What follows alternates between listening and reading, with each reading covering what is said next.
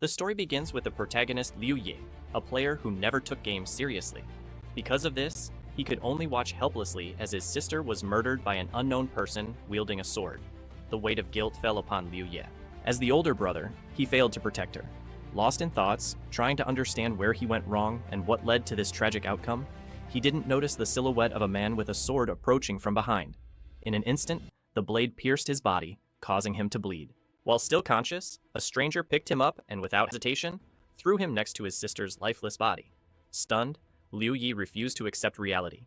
If he had known their end would be like this, he would have taken the game seriously from the start. Since the death of their parents, they had been alone, and Liu Yi's greatest dream was to take care of his sister, ensuring she had a promising future. He was dedicated to the game called Yuan World, but for him, it was just a pastime. Little did he know that this virtual world would take control of reality, granting players the abilities of their characters, leading to a global collapse. Liu Yu watched helplessly as his sister died, while two nearby players laughed and discussed their next steps. Suddenly, something awakened within him. He rose with three fixed thoughts. First, he hated that world where the rules were changed so easily. Second, he despised himself for not taking the game seriously. And above all, he harbored a deep hatred for his sister's killer, who clearly had enjoyed killing her. With a swift motion, Liu Yi grabbed something from the ground and threw it at the killer's head, making him lose his balance. The enemy, dazed, touched his head, confused about what had happened and where the object had come from.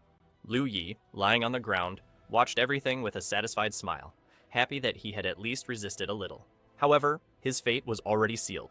Without hesitation, the killer decapitated Liu Yi, saying he would never allow a level 1 weakling to challenge him. Something, however, was wrong. Liu Yi woke up in his bed at home. Outside, an announcement echoed through the streets. There were only 8 hours left until the opening of the game Yuan World. Liu Yi stood up abruptly, unable to believe what was happening, as he remembered perfectly being killed. Looking around, he didn't recognize where he was until he realized it was his old apartment where he had lived 3 years ago. Suddenly, the door opened, and a female voice echoed through the room. Liu Ye froze, unable to believe what he was seeing. In the hallway stood his sister, holding a box containing the authorization for the game Yuan World. With a trembling voice, he asked what year it was. Liu Yun, surprised by the question, replied jokingly that it seemed like he had woken up in a bad mood and said it was the year 2030 that hit him hard. Liu Ye stood still, unable to believe what he was hearing. Quickly getting up, he ran to the window. With his mouth slightly open, he realized that he had returned exactly to the day Yuan World was activated for the first time. Without hesitation, he hugged his sister tightly and promised himself that this time he would not allow them to die. He would become the strongest player unless all of this was just a dream. It was 07/27, 2030. The virtual reality game Yuan World was released, and on September 1st, it took control of the world. All players received the abilities of their characters within the game. The marginalized and the lower classes of society, all of a sudden, acquired incredible powers. For the first time, they felt a strength they never imagined they could possess. Because of this, chaos ensued, and endless wars over money and power began. Our protagonist followed the path of a player who only explored the game world. This led him to a tragic fate. Due to his low level, he ended up dying in Yuan World. However, by some miracle, he had an unexpected stroke of luck. He was reborn and returned 3 years back in time to the exact moment when the game was about to be released. This time, he was determined to become the strongest. Mentally, he returned to reality and was surprised when his sister pushed him, as he had unknowingly started hugging her. She was extremely embarrassed, thinking her brother was just bothering her. Scratching his head, he smiled awkwardly and said, surprised, that he really seemed to be doing that. We jump forward 8 hours in time to the moment of the Yuan World launch. Our protagonist put on the virtual reality glasses and lay down on his bed. He knew there were only 34 days left before the game would dominate the world.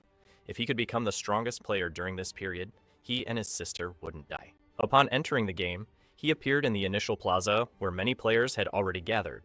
In the center, an administrator was about to demonstrate the power of a skill called Strength. The first strike he delivered was simple, cutting a large rock in half. However, by concentrating his energy, he delivered another attack with a single movement, splitting the rock into two as if it were butter. The demonstration deeply shocked Liu Yi, who was watching with his mouth open. After the training session ended, the system transported our protagonist directly into the game. At the spawn point, several players were looking around in awe of this new world. However, Liu Yi had only one focus, who evolved as quickly as possible. He decided to choose the strength skill, as it was considered the most mysterious and determined the difference between an ordinary player and a true warrior. Without wasting time, he headed for the training pavilion. In the world of UN World, there were no fixed combat classes, just divisions based on the weapons used. Knowing this, Liu Yi wanted to master a weapon as quickly as possible, as the foundation of power lay in the mastery of its use. Once he reached 100% proficiency with a weapon, he would have complete control over the strength skill. With this urgency, he hurried to the weapon pavilion, worried that all the training areas would be crowded. However, to his surprise, when he entered, he realized the place was completely empty. Liu Yi didn't mind. He was determined to achieve his goal. He went straight to the weapon rack and began his selection. The katana was his favorite weapon, so he decided to start with it. However, he knew he should test all the available options. After 5 intense hours of training, he was exhausted. Still, he managed to master the katana completely, making it his main weapon. Despite the fatigue, he knew there was no time to waste. Without hesitation, he grabbed a longsword and began a new training cycle, pushing himself to the maximum and ignoring his own limits. In the weapon pavilion, a couple was walking through the corridors, admiring how realistic everything around them seemed. Suddenly, the girl noticed a training pavilion behind the guy. Curious about the sounds coming from there, she asked what could be inside. The guy looked up, saw the sign above the entrance, and commented that it was probably a training space. Without hesitation, the girl peeked around the corner of the door. That's where she saw our protagonist, training tirelessly with a sword, refining his strikes against a wooden dummy. She noticed that Liu Yi was the only one training in that area, which struck her as quite strange. The couple approached the weapon rack but didn't pick any weapons. Instead, they wanted to understand how the training worked. They watched for a few minutes, then threw the weapons on the ground, saying that it was a boring activity reserved for losers. As they left, the guy explained that the training pavilion was only for increasing weapon proficiency, without offering other advantages. He further emphasized that to reach 100% proficiency, at least 10,000 strikes were necessary. The girl suggested that they leave and use that time to level up. The guy agreed immediately. Before leaving, the girl took one last look at Liu Yi. For some reason, he stuck in her memory. Liu Yi, however, didn't even notice that anyone had passed by. He kept striking endlessly, showing no intention of resting. On the first day, he mastered the katana and the halberd completely, but his much-anticipated special skill didn't appear. On the second day, he reached mastery in using the spear, axe, shield, and hammer. Still, his power didn't awaken.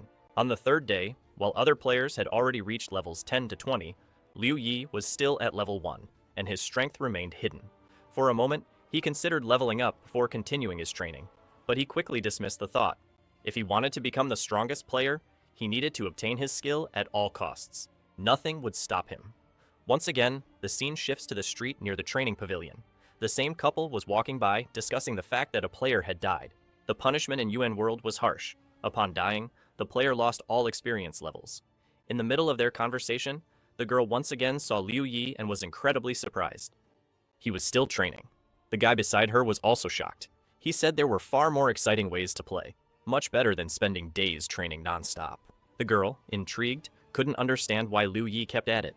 Her friends suggested that maybe he knew some hidden secret. Excited, he thought of trying to master a weapon as well. However, the girl interrupted his idea. She stated that it was pointless as Liu Yi had been training for 3 whole days and nothing had changed. While other players reached level 20, he was still only improving his weapon skills. He wouldn't have a chance to win this way. Liu Yi, however, completely ignored the couple. He had a goal and he wouldn't waste time on distractions. The girl grew irritated by his obsession. She said Liu Yi seemed like a game addict, and even if he did become the strongest fighter, she would never try weapon training. For her, time would be better spent leveling up. Losing patience to stay there any longer, she grabbed her friend's arm and insisted they leave. They needed to gain more experience as quickly as possible. Days later, our protagonist received an unexpected notification. He had mastered 18 types of weapons and, as a result, earned the title of Master Arner. Now he was able to use the skills and characteristics of the other 17 weapons with any primary weapon of his choice. With a whip in his hands, he was exhausted and remained motionless, processing the message in front of his eyes. He couldn't understand what was happening. He had perfected all possible bladed weapons, but his long-awaited special skill never manifested. Because of this, he decided to discard the bladed weapons. Maybe his true talent lay in firearms. Without wasting any time, he headed to the firearms pavilion.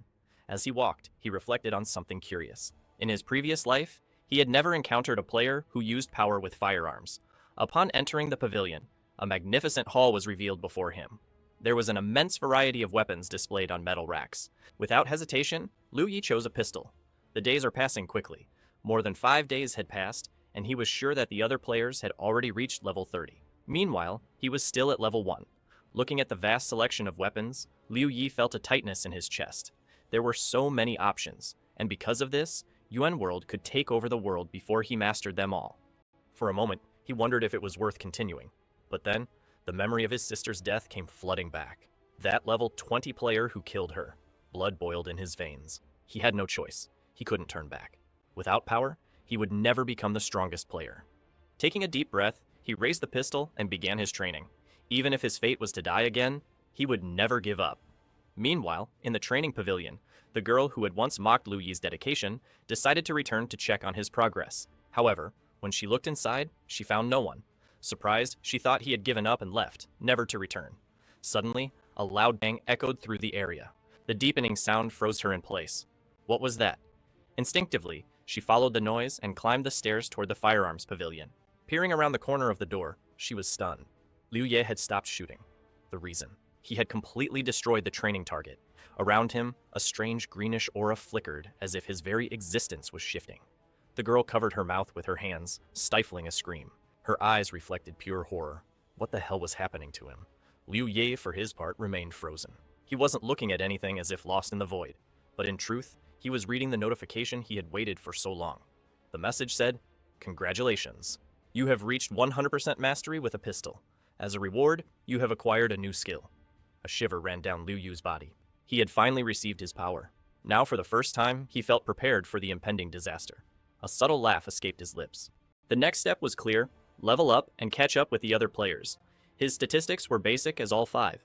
The only exception was his special endurance, which had only 1 point. Additionally, a new icon for passive skills appeared, but it was empty. Heading for the exit, Liu Yu was ready to start leveling up. However, as he reached the door, he noticed a girl standing in the hallway. She tried to act casually, looking away and whistling a melody, pretending not to have seen anything. Liu Ye, however, didn't waste time wondering if she had seen something or not.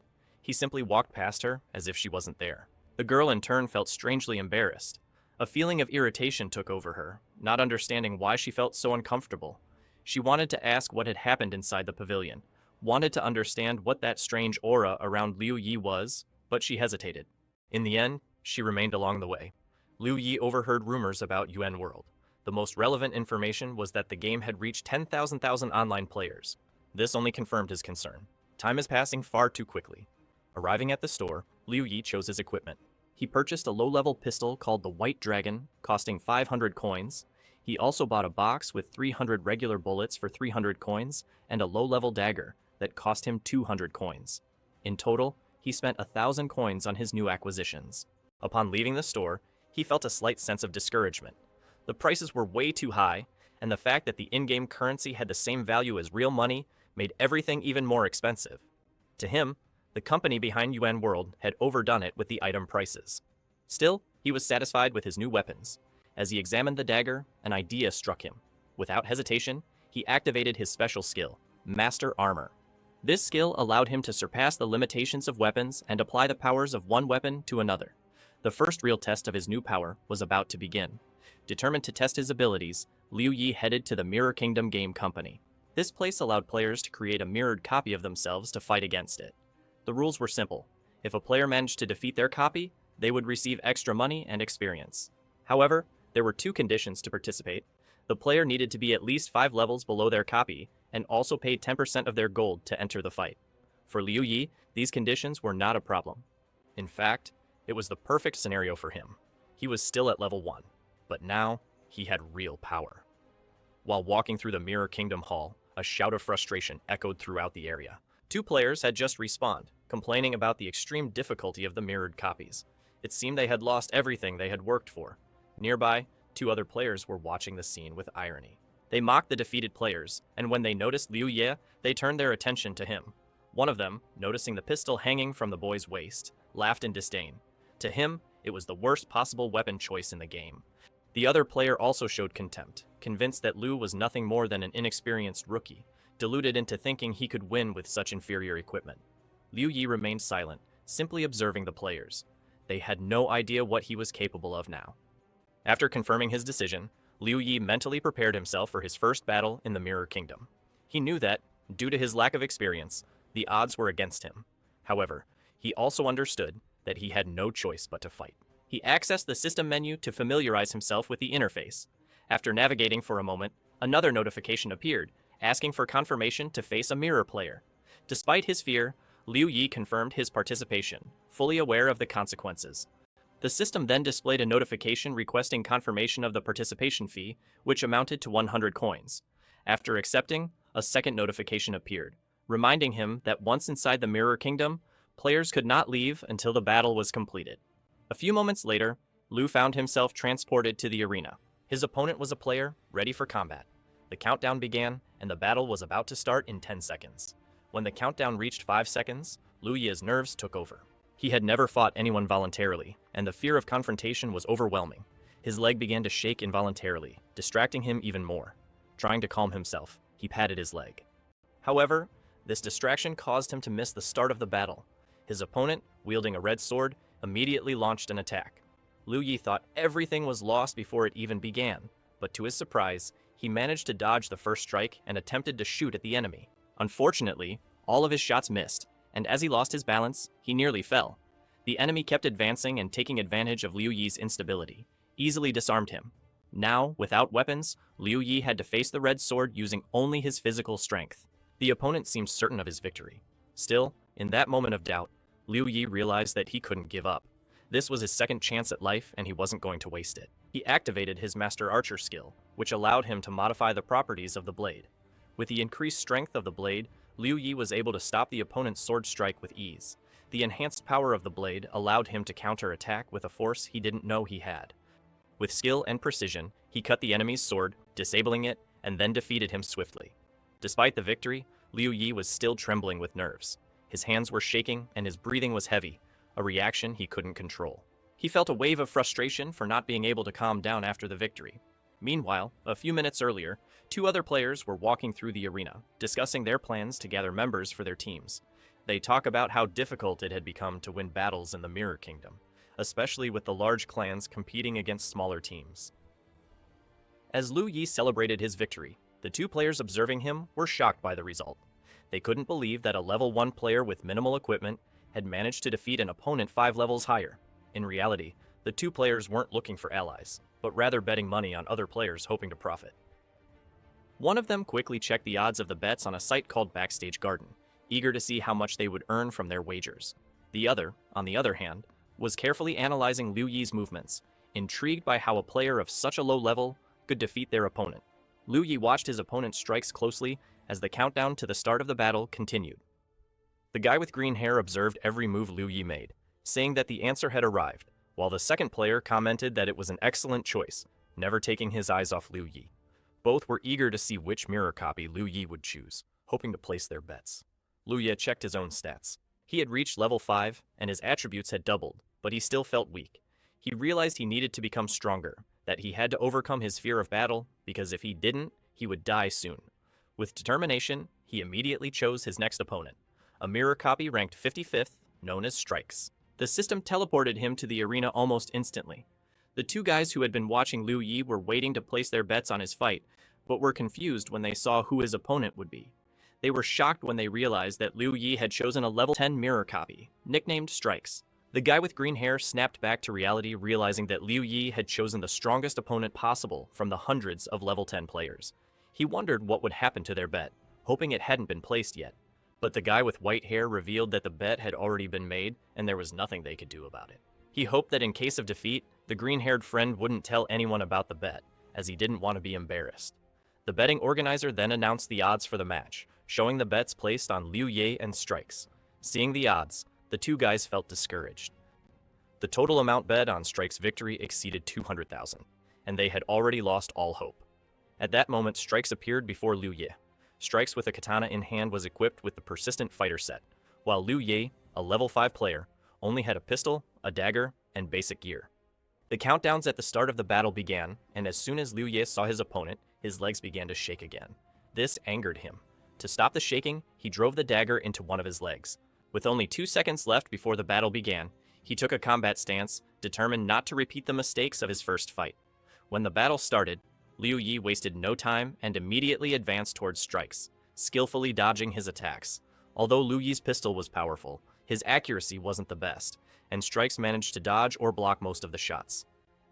After a while, Strikes grew tired of this and quickly disarmed Liu Yi. Without hesitation, Strikes went in for a fatal strike. It seemed impossible to dodge the blow, but Liu Yi wasn't ready to give up.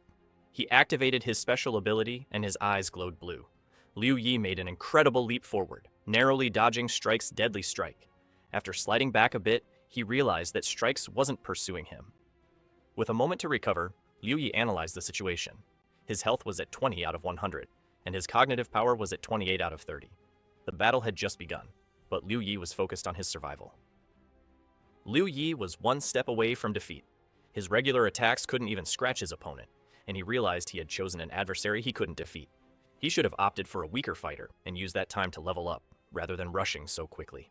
But still, after a moment of doubt, Liu Yi returned to his combat stance, almost finding it funny how hard things were becoming. He believed that in order to overcome his fear, he needed to keep fighting and not give up. Considering that standing still wasn't a good option, he decided to charge directly at his enemy. At one point, the hero turned to the side to avoid being struck by a fatal blow that would have wiped out his entire health. However, Liu Yi underestimated his opponent's speed. In mere seconds, Strikes was behind him, catching him by surprise. Liu Yi realized he had no more chances to win, so he decided to risk it all. Before the fatal blow could land, he turned to face Strikes, drawing his pistol and shooting. In a final clash, they exchanged fatal blows. Strike's katana cut Liu Yi in half, while Liu Yi's pistol shot destroyed Strike's head. The system determined that Liu Yi inflicted fatal damage faster than Strike's, and therefore he was declared the winner. His reward was a large amount of experience, money, and a level up. Now, Liu Yi was much stronger at level 13, with all of his attributes increased to 17, except for resistance, which only increased by 1 point. He let out a sigh of relief, realizing that he had been on the verge of death, and yet he had won that incredible battle. Many more notifications arrived, the most important being that he had reached level 10, and now his resurrection ability had evolved to the point where he could choose his development path. Meanwhile, the two guys who had bet on Liu Yu's victory were surrounded by a crowd and pressed against the wall. Those who had lost the bet were required to hand over all the money to the other participants. One of the guys nearly started crying, asking if there was an option to give half of the money instead of all of it. The one-eyed gang pointed at them and said there was no such option, and they couldn't escape this easy loss. The guy with white hair couldn't take it anymore and shouted, saying he couldn't believe they really thought they had already won when the outcome wasn't even decided yet. Gang, pointing at the board, firmly stated that Strikes would win as he couldn't lose to a newbie. If that happened, he would be ready to cause a huge ruckus with the bets. Before Gang said this, Strikes was considered one of the leaders among the level 10 mirror copies. However, moments later, the board was updated and everyone was shocked to see that Strikes had been defeated. The crowd around them could hardly believe it, and their mouths dropped open in astonishment. Their world instantly crumbled. The guy with green hair was overjoyed, happy with the victory, and the two friends were thrilled that they had won. Meanwhile, Liu Yi, the protagonist, returned victorious from the arena. The list suddenly appeared before him. He looked at it for the first time and didn't fully understand what it meant, but decided to finish the game. When he was about to leave the game, his sister came into the room and called him to eat. Upon entering the kitchen, Liu Yi wasted no time and started eating immediately. Yun, his sister, said she had prepared his favorite mushrooms, but Liu Yi didn't even pay attention to her words, so immersed was he in his thoughts about Yuan World, where he had discovered 2 new abilities he didn't even know he had. The first ability was the Flame of Invasion, which had an incredible effect. The damage per second dropped from 50 to 25, but the total damage was around 250 health points. Along with his abilities, Liu Yi also thought about the dangers posed by his opponents and considered the idea of forming his own team.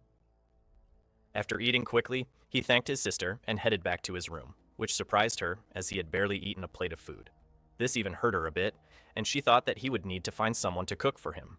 Now, back in Yuan World, within the Mirror World's buildings, a man was on his knees before Game Z, begging to be allowed to keep half of the money as had been proposed.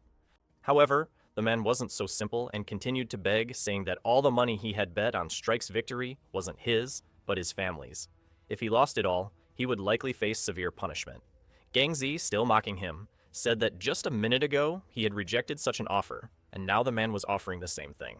Before he could finish speaking, a guy with red hair appeared and slammed Gang Z's head against the wall, saying that he would have to return all the lost money from the bet against Strikes. The guy with red hair was named Jack and was from the New Order Guild responsible for the Mirror World. Gang was pressed against the wall trying to explain that the person who defeated Strikes had nothing to do with him as he had only placed the bet and didn't know that Liu Yi would choose the Strikes copy to defeat him. But what Gang said to Jack didn't bother him at all. Jack replied that in the end, the guy with white hair was the one who came out on top, and even if Gang managed to escape responsibility, things would be dealt with differently in the real world. Gang tried to defend himself as best as he could, and in order to avoid trouble in real life, offered all the money he had earned from the bet. However, Jack suddenly refused, saying he didn't need it, and let the poor man go. Gang thought for a moment, and with a very serious expression on his face, said that he had nothing else to offer as compensation. Jack, with a terrifying look, merely commented that Gang would have to do him a favor. And of course, he had no choice but to agree. Now back to our hero after dinner, he entered the game again to continue leveling up. He knew he couldn't hesitate, as he needed to be well prepared for Judgment Day. Soon, Liu Yu received a notification confirming his choice, which was to improve the skill cure, Kiai. Without hesitation, he confirmed the upgrade, and Su received 3 notifications. The first was about the skill he had chosen. The second informed him that his counter was complete, and his combat strength was now 15.6. Additionally, he received a new title called Low-Level Warrior. One of the biggest surprises for Liu Yu was realizing that by choosing this skill, he had acquired a double attribute and several of his stats had increased significantly. When he looked at his stats, he was very surprised as some of his attributes had risen considerably. When he reached level 100, Liu Yi became much weaker, and he realized this because, although he had only reached level 13 with the new attributes and bonuses, he was now at the same level as a level 26 character. Liu then reflected on the possibility of defeating a level 20 Strikes with his current strength. However, from being an insecure guy, Liu Yi transformed into someone confident, determined to challenge Strikes, considering him his opponent and wanting to test his strength against him. Next, a notification appeared before him asking for confirmation for a battle with Strikes, to which he promptly responded, confirming.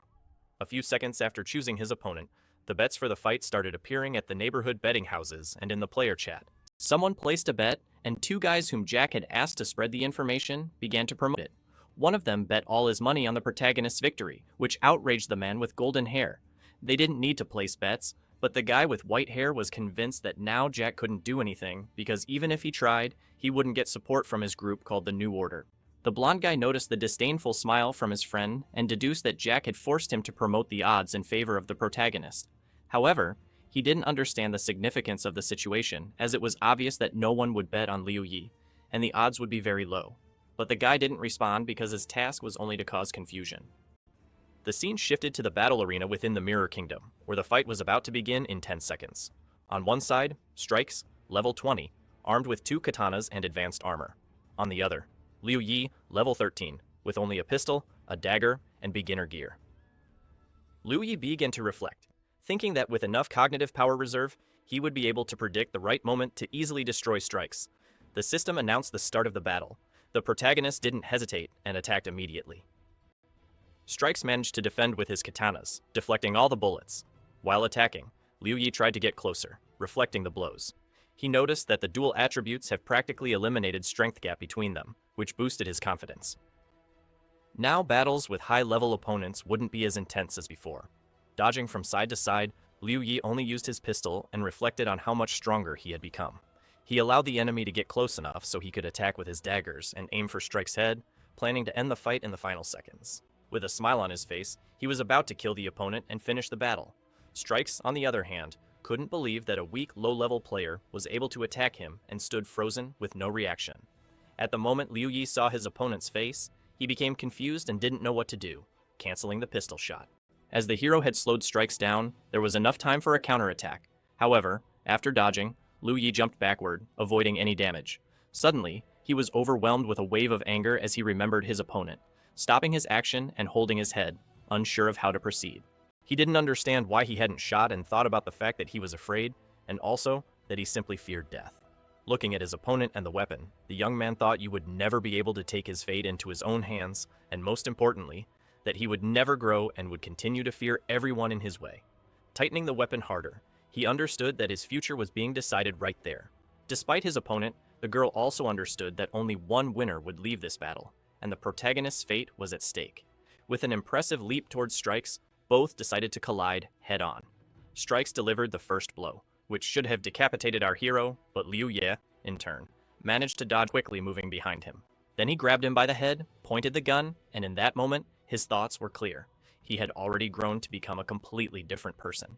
Without hesitation for even a second, Liu Ye fired, and soon 3 notifications appeared before him. The first said that he had defeated Strikes, the second that his level had increased, and the third that he had reached level 20, now able to choose how to further develop his power. The protagonist's face was incredibly serious. He understood that now not only had he grown, but he was also ahead of all the other players. Meanwhile, in the lobby, those who had bet on our hero couldn't believe what they were seeing, as they had truly won. Then, unexpectedly, the guy with green hair commented that the bets didn't affect the other players. Even though Jack had opened his second bet on the level 20 Strikes, he still lost to Liu Ye. Now everyone knew how strong he was. The same guy began to think that after defeating the level 20 Strikes, Liu Ye had probably reached level 22 or even 23. He concluded that Liu Ye could only fight against level 30 mirror copies, whose rewards were very high. The hero knew it was Strikes, but the guy couldn't understand how Liu Ye had so much confidence that he could defeat a level 30 Strikes mirror copy with 100% certainty. They assumed that as soon as the protagonist faced the level 30 Strikes, he would likely lose and be in great danger. As soon as Liu Ye teleported back to the Mirror Kingdom, he realized that not only had he grown, but he had also placed himself ahead of the other players. Looking at the tournament standings, he saw a level 30 mirror copy of Strikes occupying first place. If, in previous battles, Liu Ye had proven to himself that he was stronger than the other players, now he needed to destroy the level 30 mirror copy of Strikes. As most players said, it was invincible. Before entering the battle, rumors started circulating around the protagonist, saying that one of the players had restarted to take revenge on the level 30 Strikes, but in the end, lost. The invincible copy and the strongest fighter were attributed to Strikes for a reason, and the most important thing, he had heard that thanks to this copy, the New Ordered Guild had become the strongest because of Strikes. After that, Liu Ye didn't hesitate to call the system in front of him with a murderous look, as he was eager for the fight with Strikes. The system asked again if Liu Ye really wanted to enter the battle against the level 30 mirror copy of Strikes. Of course, he didn't hesitate, and the system immediately transferred him. Jack, who was observing Liu Ye from afar, ordered all his subordinates to open bets on Strike's victory. We shifted to 2 guys, and one of them opened a bet on the protagonist's victory, which caused the green-haired man to lose his patience. He believed Liu Ye had no chance against the level 30 Strikes. However, the white-haired guy didn't listen to his words, but stated that he believed in Liu Ye. Soon, we were transported to the arena where the enemy Strike's level 30 was. His weapon was quite unusual, a katana named Last Will and the armor called Fierce. Liu Ye, on the other hand, was at level 23 with a pistol, a common dagger, and beginner equipment, which seemed to indicate that he had no chance at all. After a moment, a notification appeared before Liu Ye, informing him that his intelligence attribute had surpassed 100 points, and the knowledge power of intelligence had increased by +1. Focused on the notifications, Liu Ye didn't notice that the battle had started. Strikes didn't waste time and attacked immediately, dealing 411 damage to Liu Ye's health. Liu Ye was shocked, as he only had 18 health left, and he couldn't believe Strike's speed. The second attack should have finished Liu Ye, but somehow, he managed to defend with his dagger and didn't die. With each second of the battle, Liu Ye became more frustrated with his opponent, realizing the severity of the fight.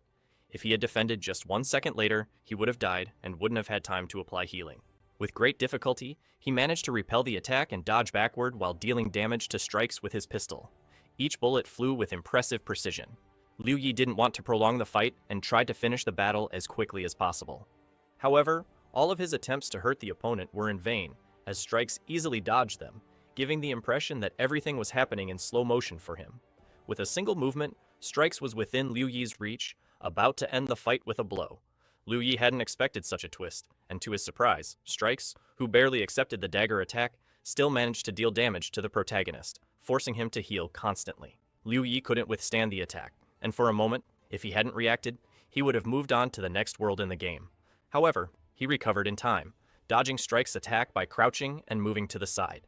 Liu Ye immediately increased the distance between them and tried once more to deal damage to Strikes with his pistol. Suddenly, Liu Ye plunged into his own thoughts and realized that despite his stats being similar to those of the level 46 Strikes, Strikes was still managing to pressure him. But, after composing himself, Liu Ye was not willing to give up. He understood that if this was all of Strike's power, He could easily deal incredible damage in a few seconds and secure the victory. That's when Liu Yi decided to use the skill blessing study. This skill increased all the target's stats, along with activating an uncommon state lasting for 1 minute. Liu Yi also studied the curse, which could cause one of 10 effects such as weakness, aging, lethargy, stupidity, fatigue, poisoning, hallucinations, perception changes, chaos, and madness. After learning the skill, a notification appeared before the protagonist saying that the blessing had been learned. His combat power was 15, but the most important thing was that the guy's stats had increased several times, giving the protagonist a significant advantage over Strikes. Liu Yi didn't hesitate and shouted to activate the blessing, as he understood he didn't have enough levels to defeat Strikes, but he trusted his attributes to do so. Moments later, a notification appeared, informing him that he had spent 400 cognitive power points and that all his attributes had increased by 200 for exactly 1 minute, after which they would return to normal. A white aura began to surround Liu Yi, spreading terror to all who stood in front of him. It was this aura that gave him courage, as he knew that by activating the skill for a full minute, he would have enough power to destroy Strikes. Strikes, cut off guard, stood still preparing for the protagonist's next attack, but decided to take a more proactive approach. He charged at full speed, intending to finish Liu Yi off once and for all, so they wouldn't have to face him again. Liu Yi briefly thought that once he defeated Strikes, everyone would immediately assume that he hit incredible skills and attributes, making him known as the strongest player. But, as he regained his focus, Liu Yi realized that the enemy was closing in rapidly while he dodged from side to side. Even dodging wasn't enough to avoid Strikes, it was already close enough to attack. Liu Yi then aimed his pistol and fired. The first bullet hit Strikes in the chest, causing him to halt his attack and become confused. After the first shot, Liu Yi didn't stop, continuing to fire the enemy relentlessly. A few seconds later, more than 10 holes were visible in Strike's body, which should have indicated he was down. But suddenly, he was completely unharmed and ready to continue the fight. With a smile on his face, the enemy seemed to have understood what was happening.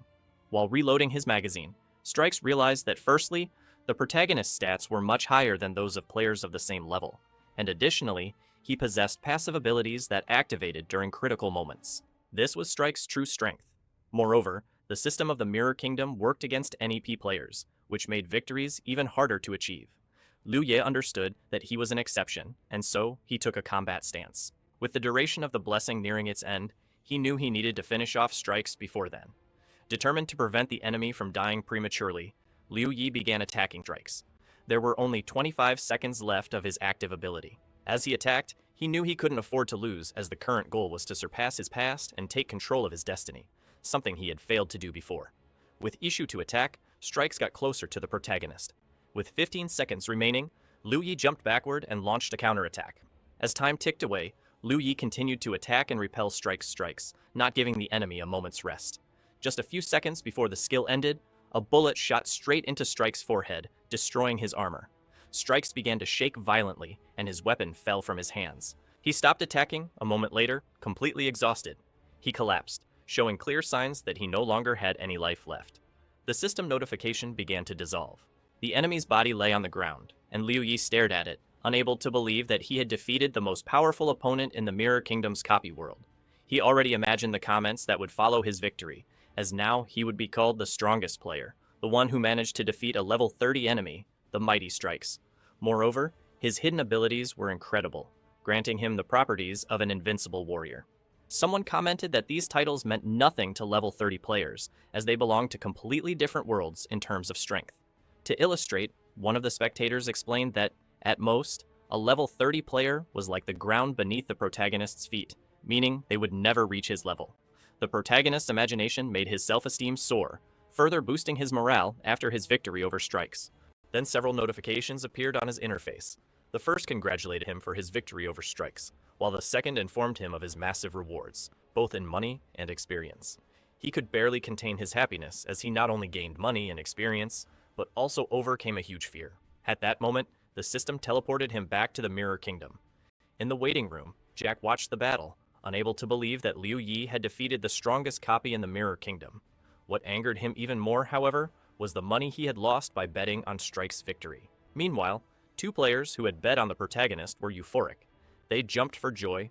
A white-haired young man smiled at the surrounding stones, saying that he had been right about Liu Yi and that his bet had paid off. For that reason, he suggested that from now on, everyone should always follow their instincts.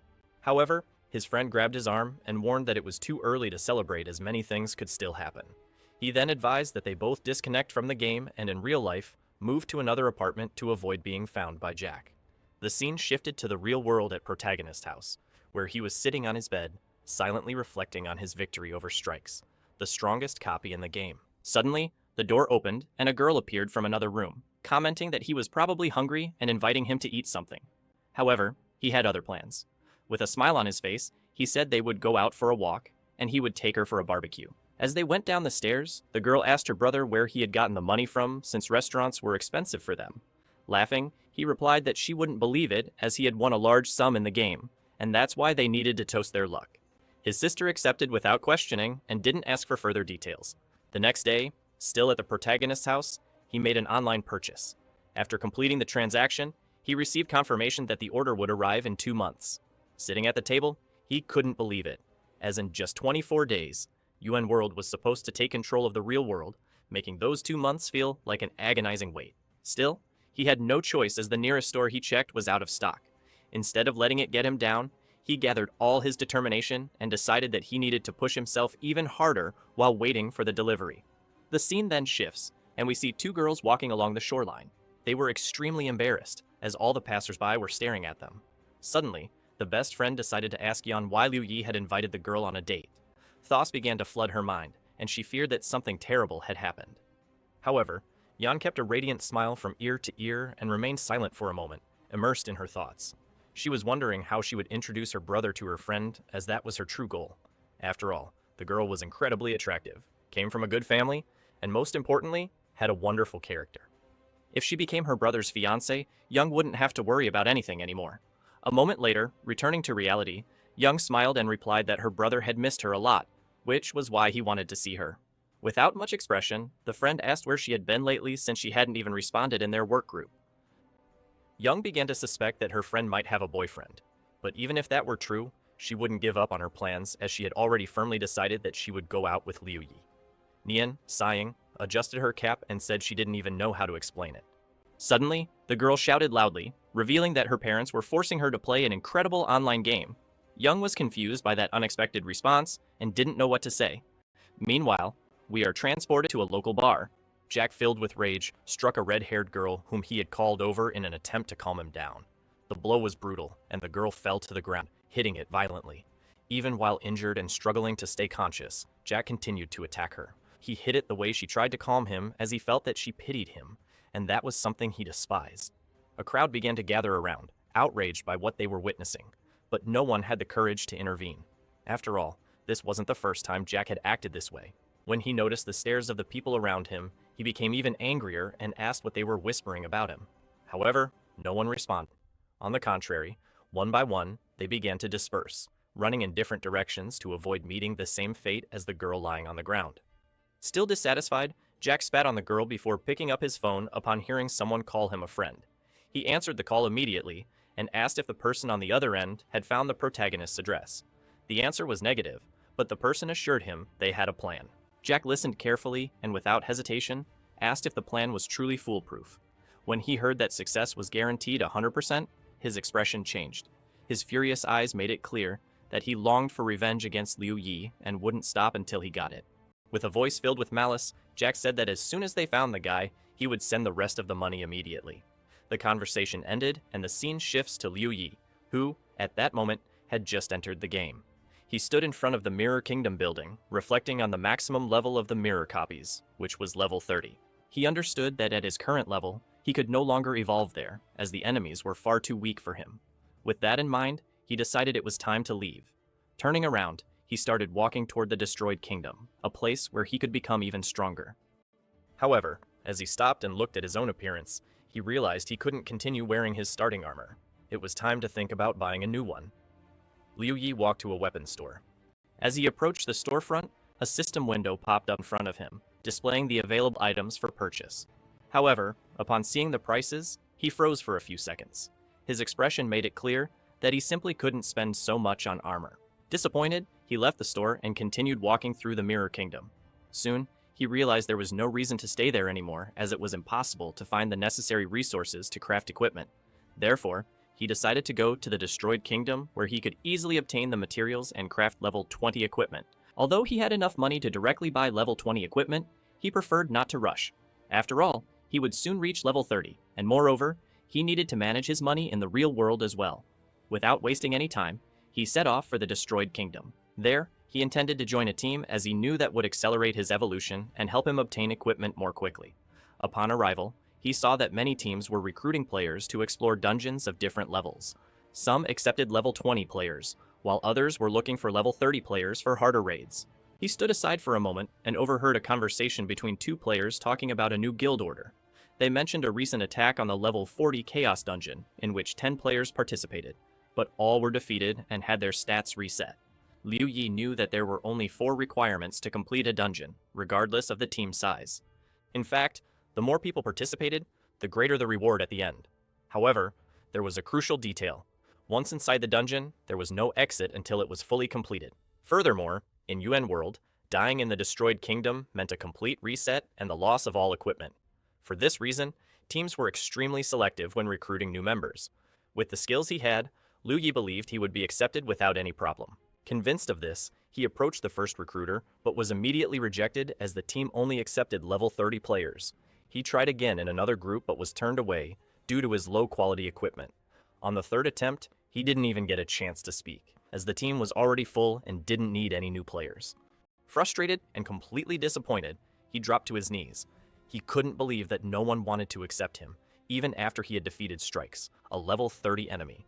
He thought his strength should be taken into account regardless of his level or equipment, as he had already proven that he wasn't a weak player. To Sharton, he began to consider exploring the easier dungeons to obtain basic equipment, but he knew that would be a long and tedious process.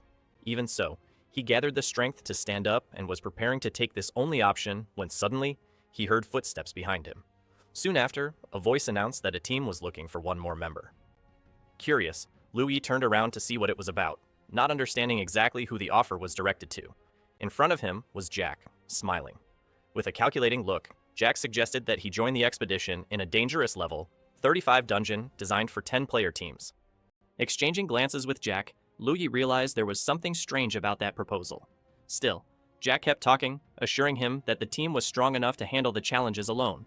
They just needed one more person to complete the group. For the raid portal to be activated, one more player was required. Surprised, the protagonist couldn't believe what he was seeing. Moreover, he felt that he had seen Jack somewhere before, but couldn't quite remember exactly where. Jack, without giving Liu Yi time to think, said that if he wasn't interested, he would look for someone else. Not wanting to miss this opportunity, Liu Yi immediately interrupted him and accepted the offer. Jack merely waved his hand and told him to follow him. Together, they went to the entrance of the level 30 portal, meant for a group of 10 players. When they reached the meeting point near the destroyed royal portal, they found a crowd. The players around them were wearing impressive armor, which led many to comment on the leader's unexpected choice. No one had expected him to recruit a rookie armed only with a simple pistol. Liu Yi observed the other players and quickly realized that they were very well equipped. The purple outfits indicated that more than half of the team had timeless rarity equipment. He held his head, thoughtful, wondering if he could at least steal some of that equipment. Suddenly, one of the players shouted that now that everyone was gathered, they should leave immediately as he wanted to reach level 40 as fast as possible. A bald man approached with a smile and said that once they reached level 40, they would need to change their equipment, and if that was the case, he could give his old gear to the group. However, the player simply smiled and declined the offer unless someone carried his weapon with 3 rare items from the inventory, which no one accepted. The group then began moving toward the portal, with Liu Yi following slowly behind them. Observing the players, he noticed that they all seemed to know each other well and couldn't understand why they had called him for this level 35 mission. However, upon noticing the malicious smiles from the team, he realized that this friendship hid ulterior motives. The portal finally opened, revealing an immense desert landscape. At the center of the scene, there was only a mysterious crystal. Jack and another player were the first to cross the portal and began analyzing the environment. Soon, one of the team members noticed that the mission objective was to protect the crystal. Jack immediately took charge and ordered everyone to surround the crystal and ensure its safety. Everyone followed the instruction except Liu Yi, who hesitated for a moment. It was then that Jack warned that anyone who allowed the monsters to reach the crystal would have to pay for the damage with their own money. Liu Yu was surprised by the team's organization, although he didn't show it. Still not in a hurry to position himself, he watched the crystal carefully. Suddenly, a notification appeared before his eyes. The mission was loading. A few seconds later, another message informed him that the task was to protect the crystal from 3 waves of enemies. At the bottom of the screen, he saw the crystal's health bar and the penalty for failure, death for all players. It was then that a shout interrupted his thoughts. Someone announced that the monsters were attacking. Liu Yue looked toward the desert but saw nothing but dense fog. However, he soon realized that this fog was not ordinary and had been generated by the monsters themselves. From within the smoke screen, an enemy emerged at high speed. The creature looked like a spider, but had absurdly large fangs. The bald man shouted for Liu Yue to approach the crystal, warning that if he didn't follow orders, he could be killed. Without arguing, the protagonist obeyed. Meanwhile, a swarm of monstrous insects flew toward the bald man, who was holding an enormous axe. It seemed that his game was about to end right there, but the guy had completely different plans for this raid. With a single swing of his axe, he destroyed several beetles at once.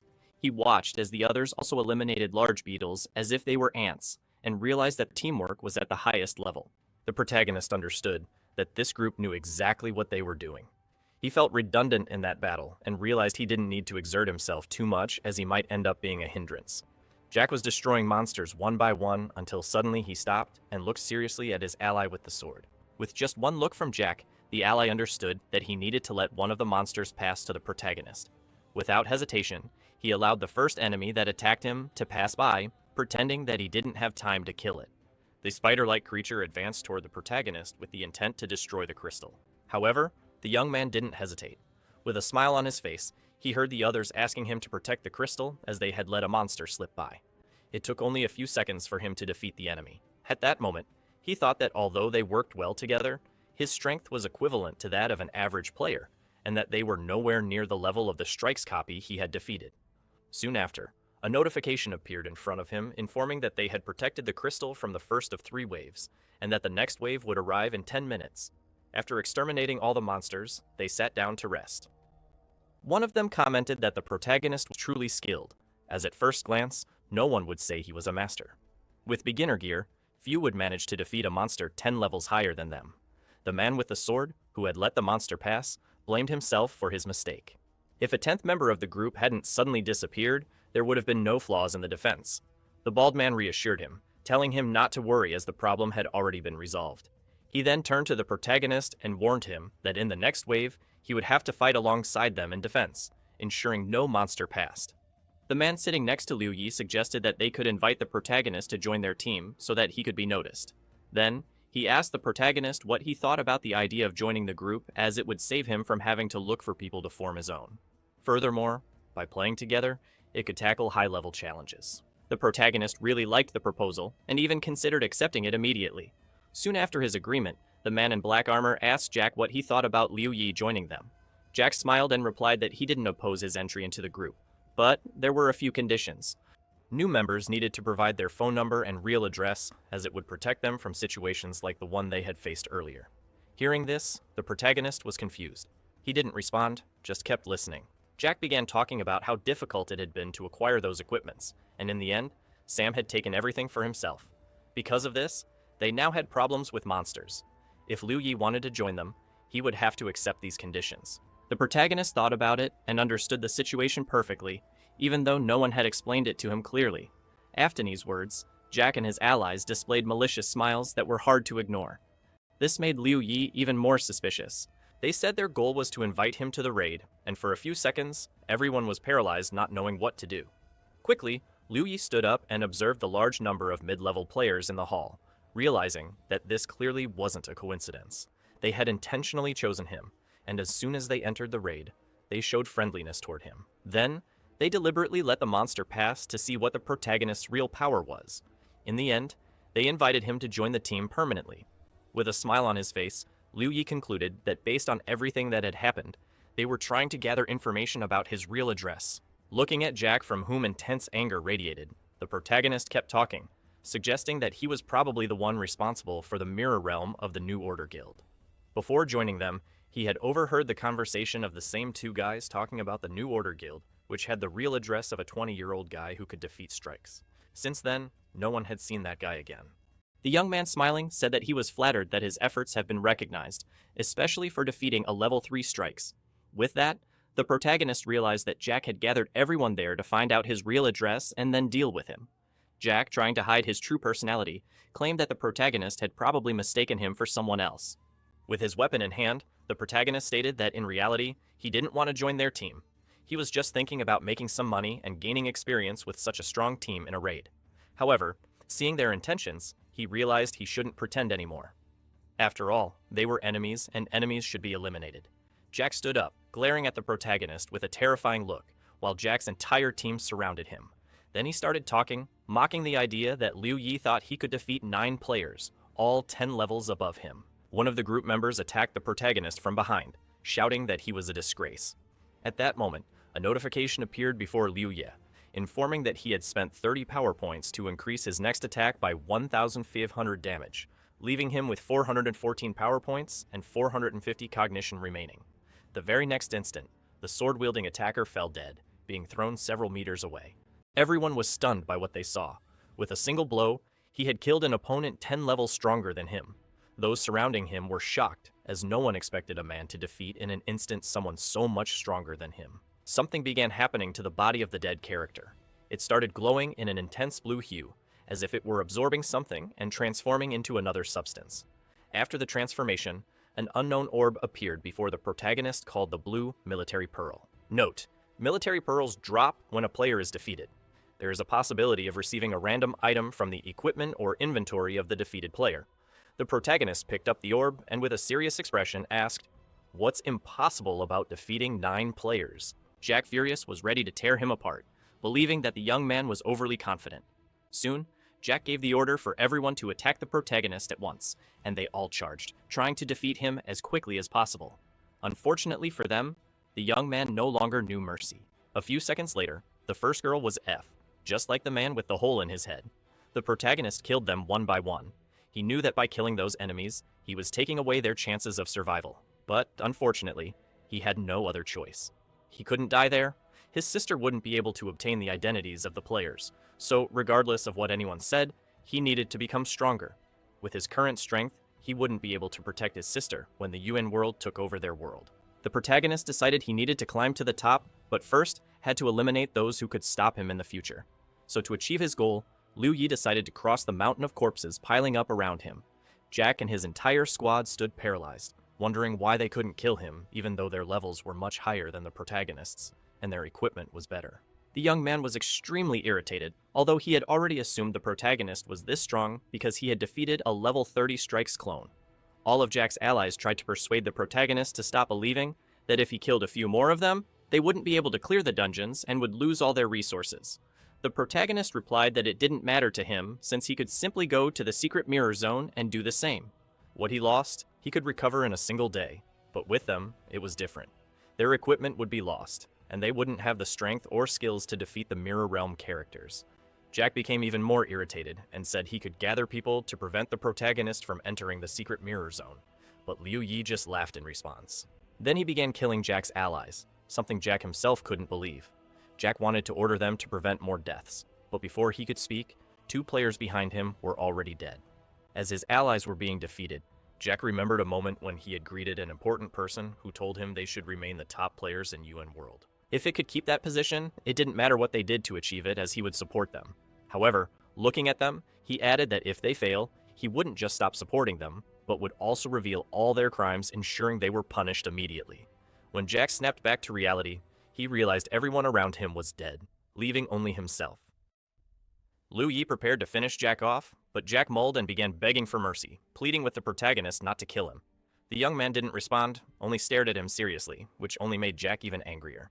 He felt so pathetic that it disgusted him. Jack said that if he were spared, he would reveal the secret about Yang World. Liu Yi smiled and told him to speak immediately, without beating around the bush. Jack asked the protagonist to promise to kill him right after, but instead, he was thrown several meters back. Liu Yi said that since he didn't want to talk, maybe it was better for him to go to the next world, as he didn't really want to know the secret yet. Jack landed a few meters away from Liu Yi, but didn't disappear or turn into pearls after the impact. He managed to survive the blow and tried to get up, trembling, which surprised the protagonist. Liu Yu was impressed by Jack's resilience, wondering how he had survived a direct attack. Suddenly, he heard a noise coming from deep in the desert. and immediately deduced that a second wave was about to begin. To start, Jack said Liu's secrets, as without them, he couldn't have become so strong. What surprised Jack the most was that even he couldn't handle Liu Yi. Because of that, he planned to report everything to his superiors, and after that, Liu Yi would have to deal with not just him, but likely would soon die and return to level 1. Getting back on his feet, Jack continued saying that the protagonist really thought he could resist people stronger than him, like Jack. That was impossible, as very few people could level up this way. And when the secret Liu Yi seemed to know became useless, Jack was sure he would no longer have any advantage. The man began begging again for the protagonist to let him go. In exchange, he would reveal his secret, and together, they could use Liu Yi's incredible strength to clear the remaining dungeon. Liu Yi smiled and asked why he thought the guy would die and not be able to clear the dungeon alone. Jack couldn't believe the protagonist's words since he was only level 28. No matter how strong he was, everyone had their limits, or so Jack believed. But suddenly, the protagonist asked, "What if I had level 56 equipment? Wouldn't it be easy for me to clear a level 35 dungeon?" Jack couldn't believe Liu Yu's words. The protagonist held 2 pearls in his hands and asked if this was, by any chance, the equipment he wasn't supposed to have. Looking closer, Jack saw the blue orb in the man's hands. He couldn't believe what he was seeing, a surprise on his face unmistakable. With a confident and determined smile, the protagonist shouted for the blue orb to open and release his equipment. In an instant, the protagonist appeared dressed in yellow and black armor. He wore a chilled tank top that gave an incredible buffs, and it was also a purple rank. A fast combat suit of purple rank protected his entire body, offering resistance, strength, agility, and armor, requiring level 30. The combat gloves provided the same attributes, with more focus on sensation, but strength was removed. High-speed violet rank combat boots granted the protagonist impressive agility. Most importantly, there was the beam-like katana, a purple rank, which gave Liu Yi a bonus of 160 attack power and also increased his defense by 30. Now the hero had incredible stats, and after calculating his combat power, he had level 46 abilities. With a smile on his face, he commented that he should thank the men who had just died by his hands as he had gained free equipment. Now with this gear, his combat abilities had increased more than threefold, showing that his opponents had truly failed to seize good opportunities to defeat him. Jack's face was completely shocked. He couldn't believe that Liu Yi had nearly tripled his attributes. Moments later, he realized everything was starting to irritate him. The surprise turned into anger and hatred. He began shouting that, no matter how much stronger the hero had become, he wouldn't be able to clear the dungeon alone. That was simply impossible. Around them, sounds of monsters approached at incredible speed. Then, one of the monsters leaped onto the crystal. The heroes killed anyone who got close without even blinking. After killing one ant, several others appeared. Hundreds of ants attacked from behind, trying to kill him and cancel his level. Liu Yu wasn't going to give up so easily. One by one, he killed the ants, giving them a chance to win. Liu Yu knew that if he didn't win, he wouldn't be able to protect his sister. Thanks to Pearl's effect, he didn't need to use his intellect to eliminate the insects attacking him from all sides. He was ready to bravely defend the crystal, even though enemies came from every direction. His life was at risk, and he needed to ensure victory. He defeated ant after ant. The number of corpses only grew, but it seemed endless. When Liu Yi's health dropped almost to zero, he used a healing spell, allowing him to continue the battle without losing strength. Meanwhile, Jack managed to kill some ants. He noticed the protagonist's health was low, but to his surprise, Liu Yi quickly healed himself. Jack couldn't believe his eyes. He thought Liu Yi was using rare potions and shouted that it didn't matter. Jack believed that if he just dodged, he could outlast Liu Yi. Liu Yi didn't pay any attention to Jack, focusing on killing the creatures surrounding him. Jack kept shouting that Liu Yi would pay for his arrogance, but Liu Yi, smiling, replied that Jack should worry about his own survival. He could easily destroy the monsters and somehow handle the situation, so Liu Yi commented that even if Jack begged for mercy, it wouldn't save him. These words infuriated Jack even more. He couldn't believe that even in such a desperate situation, Liu Yi was so confident and bold in making such statements. Jack, staying alert, noticed an ant trying to attack him from the side, so he instantly killed it. Meanwhile, Liu Yi continued eliminating an impressive number of monsters. His health was reduced to a minimum again, but he used his healing ability once more, continuing his relentless fight. Hours passed as he slaughtered ants with no shame in his eyes, only a field of corpses around him, but the creatures didn't stop attacking the crystal. Jack, off to the side, watched the massive number of dead monsters and couldn't believe what he was seeing. He thought it was impossible for Liu Yi to have so many healing potions, since the amount he had used far exceeded what any player could carry for such a challenge. While Jack was staring at the pile of bodies, he didn't notice when a monster suddenly appeared, grabbing his hand and causing massive damage. His health dropped to the minimum again. He wanted to quickly use a healing potion, but when he opened his inventory, he saw it was empty. This confused him, and he realized that this was the end. His health was at its lowest, and enemies surrounded him from all sides. He no longer had the strength to keep fighting. The monster began tearing him apart, attacking him relentlessly, injuring every possible part of his body. Even in such a desperate situation, Jack still refused to accept the fact that he would die first and wouldn't get to see Liu Yi die before him. But as he looked at the hero, he realized that Liu Yi was still handling all the enemies, killing them without much trouble. He decided that Liu Yi would pay for his insolence as soon as he died in the lobby. The young man continued watching everything with a smile on his face because he wasn't even slightly tired and still had plenty of strength. He actually enjoyed facing all the monsters attacking him. After all, that was how he gained experience and combat skills. At that moment, Jack was sent to the lobby with his level cancelled. A notification appeared on the protagonist's screen, indicating that only one person remained on his team, himself.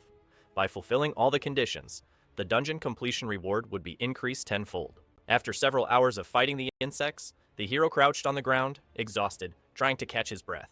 An impressive number of defeated ants surrounded him, all eliminated by him, and finally the wave of attacks ceased.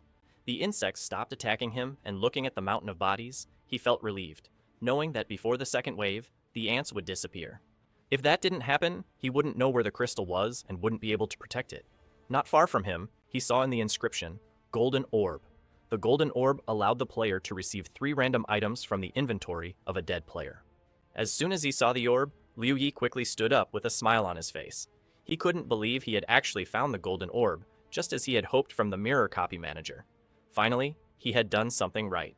Approaching the Golden Orb, the protagonist picked it up and thought for a moment, knowing he didn't have much cognitive strength left. He would have about 10 minutes to rest, which would restore half of his strength. Naturally, that wouldn't be enough for him, since he was in the third and final wave. Now he realized that he shouldn't have attacked the Jukovs so early. He should have waited for the last wave. All he could do now was hope the Golden Orb would bring something valuable to help him face the final wave. Upon speaking the words to open the Golden Orb, a notification appeared before him, offering a choice between equipment and items. Liu Yi began to think logically, considering that his strength, agility, and armor would soon reach 100 points. He wondered if he could get equipment that would enhance these 3 attributes and increase his combat skills, so he selected the equipment option. Immediately, a notification appears, stating that the system was opening the orb and the equipment would be extracted. He received a set of purple and gray amber equipment, which granted him 10 agility and 5 perception. The exact same second ring fell into the protagonist's right hand. The third item he obtained was a purple class pendulum pistol, which gave him 200 strength, 30 wisdom, and the skill to lock in addition to tripling the damage of each attack or stunning the target. The pistol also had an automatic reload feature, but took 1 minute to fully recharge. Liu Yu was in shock, unable to believe what he was seeing. To him, it was simply incredible, and he believed it was his lucky day, since he not only received buffs for all his equipment, but also enhanced his main weapon. Accessing his stats, the protagonist noticed that 4 of his attributes had surpassed 100 points, which made him very happy. That meant his combat skills were stronger than ever. After thinking for a bit, Liu Yi realized that if it weren't for those who had attacked him, he wouldn't have become this strong, so he decided to thank them. The protagonist thanked them with a smile on his face.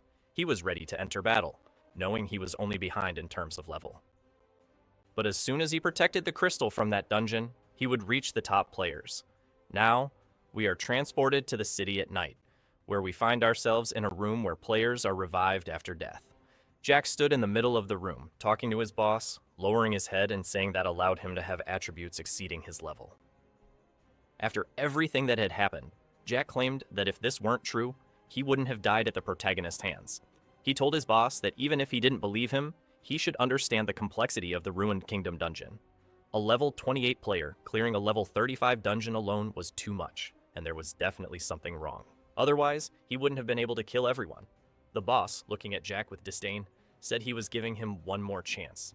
In a few days, he needed to level up, and the boss would personally deal with Liu Yi, sending others to handle him. Jack thanked the leader for giving him another chance and said he would try. Now, we return to reality to an unknown cafe where Yan was yelling at Neon because her entire family was playing the game.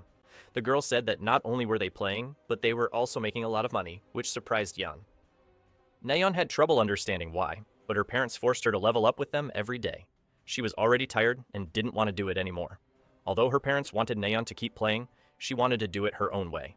Suddenly, the girl stood up and asked Yeon why she and her brother didn't play with her at her house in that calculation game, saying it would be fun to play with her brother. Yeon was very surprised by the suggestion.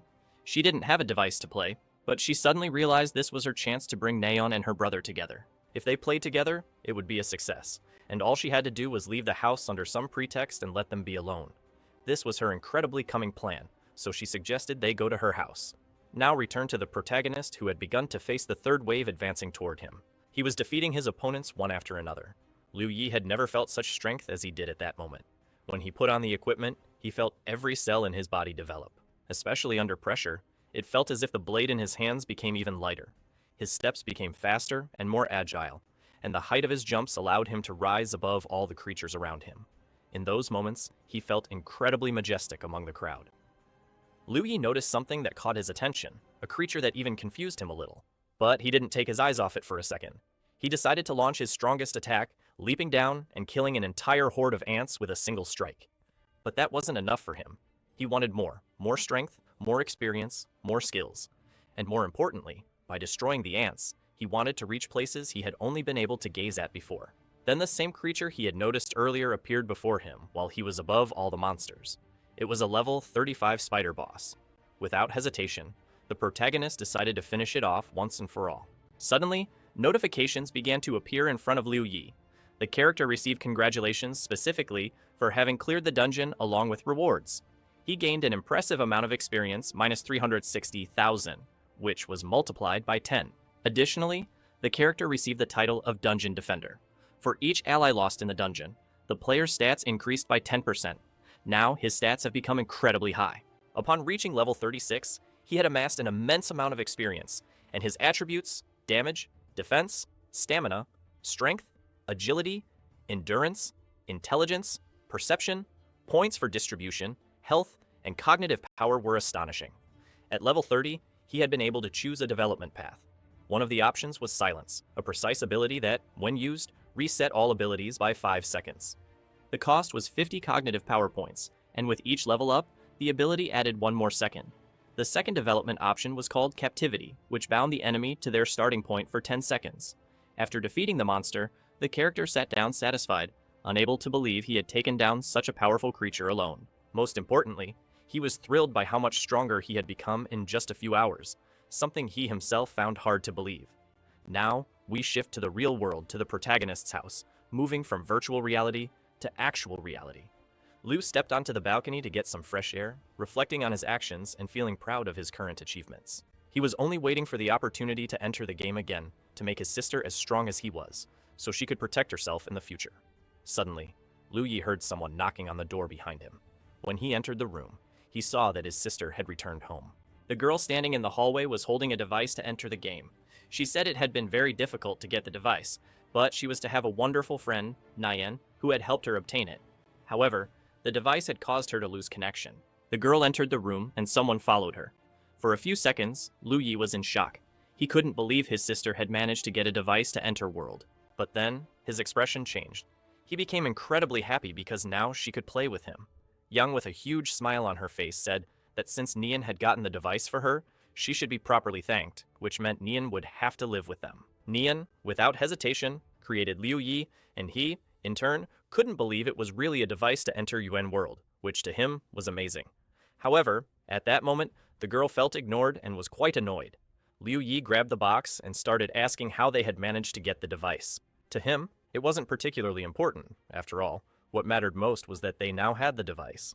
His sister frowned, unable to believe her brother wasn't even paying attention to the beautiful girl beside him, and was instead focused on his toy, even knowing that the girl would now be living with them. At that moment, Nayeon was very surprised that some device could make Liu Yi so happy.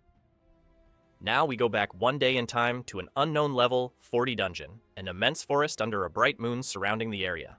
Several people were sitting around a campfire discussing the fact that if they entered the level 40 dungeon, they would surpass the second team, increasing their profits. They also talked about an incredibly strong girl, who, thanks to her, they had found a village. This girl was part of the New Order group, and her team ranked third. Of all the teams, her name was YC. Suddenly, a man named Chao Yang approached her, telling her that she could request to join the first team after clearing the dungeon, which would accelerate her development. Confused, she didn't quite understand what he was talking about and completely ignored his approach. Next, one of the team members told the captains that if YXSY left, they wouldn't be able to develop as quickly. They dismissed the man's concerns and began discussing how, if YXSY left, the team would have no future. Besides, they had invested so much in her and couldn't just let her go, especially when they needed her the most. The captain took a deep breath and said they couldn't hold someone back because of their feelings. He believed that even if she reached the highest rank in the new order, she wouldn't forget them. The captain decided to confirm this, and with a smile on his face, asked her directly. In response, he only saw YX's smile. The participant, holding his head in his hands, realized that he couldn't simply wish her good luck as she moved on to new heights. Another teammate agreed with the captain's words, saying he was absolutely right and that there was no reason to hold back YX's progress. They were simply too weak. Everyone began to say that if the girl struggled in the first team, they wouldn't be so willing to take her back. It was just like before when she had first joined the team. They had helped her with everything she needed. Everyone was incredibly kind to the girl, and in response, she smiled, thanked them, called them her brothers, and said they had been very kind to her. Since they had been so kind, she wanted to ask for one last favor. After saying all that, she felt very embarrassed. Everyone around her was in shock, not understanding what she meant. A deadly silence followed. A few seconds later, a blinding light appeared. All the team members collapsed, lifeless. Those who were still alive used healing abilities, but couldn't believe what they were seeing. YZ, who had been with them all this time, had betrayed them. She wanted to become incredibly strong, but her level wasn't high enough, so she decided to activate the dungeon's reward. This way, she would become the strongest player in UN World. The captain was furious with her. After everything they had done for her, was this how she repay their kindness? Y laughed again and waved her hand, saying there was no need to be so angry. It was just a game, and they could revive and level up again at any time. The captain didn't want to hear another word and told her to go to hell. She was an ungrateful creature, and he attacked her. YX Zai easily dodged the bullets and reminded him that she had warned them many times. No matter how much they shot at her in UN World, bullet speed was limited. Therefore, bullets couldn't catch up to a player with over 100 agility points. Then she swiftly moved behind the captain and pierced his neck. Weddy X, I coldly repeated that cold steel was an entirely different matter.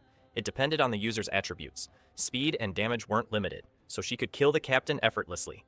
The next day, we are transported to a level 45 dungeon, where 20 people are fighting a humanoid monster. The captain reported that several people had run out of healing items and asked if they had stocked up enough.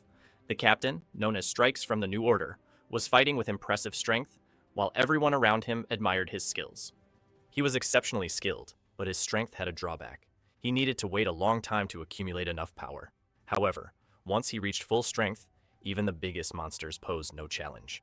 The captain was level 45, and next to him was Blazing Fire from the New Order, also known as Blazing, who was also level 45.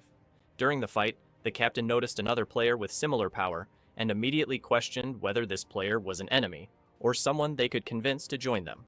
The master quickly responded that this player had killed the captain in charge of the Mirror Realm. This surprised Strikes so much that he scratched his head in disbelief. The captain then asked about a girl named White Sea and what she was up to. The scene then shifts to a forest outside the control zone. A girl stands at the edge of a cliff, looking at her system screen. She received a personal message from Blazing Fire, informing her that she needed to meet a new player, our protagonist, Duke of his Power. White X Tide smiled with excitement as she read the message. It didn't mention anything about killing or recruiting the player, but she knew that powerful players were rare. If she could recruit the protagonist into the guild, it would mean she was doing everything for the guild's benefit. However, if she killed him, it would go against the guild's development. The master, seeing this, didn't care about the future of our protagonist and left the decision entirely up to her. The girl, valuing her worth, knew she had to prove her competence by either recruiting or eliminating the protagonist. After some reflection, she decided she would kill him. Hey everyone, did you enjoy the story? I really liked it. If you want to follow the next part, make sure to subscribe to the channel and leave a like. See you in the next story, guys. Meanwhile, at Lewis's house, he sat at the table in his room and devised an action plan for the game.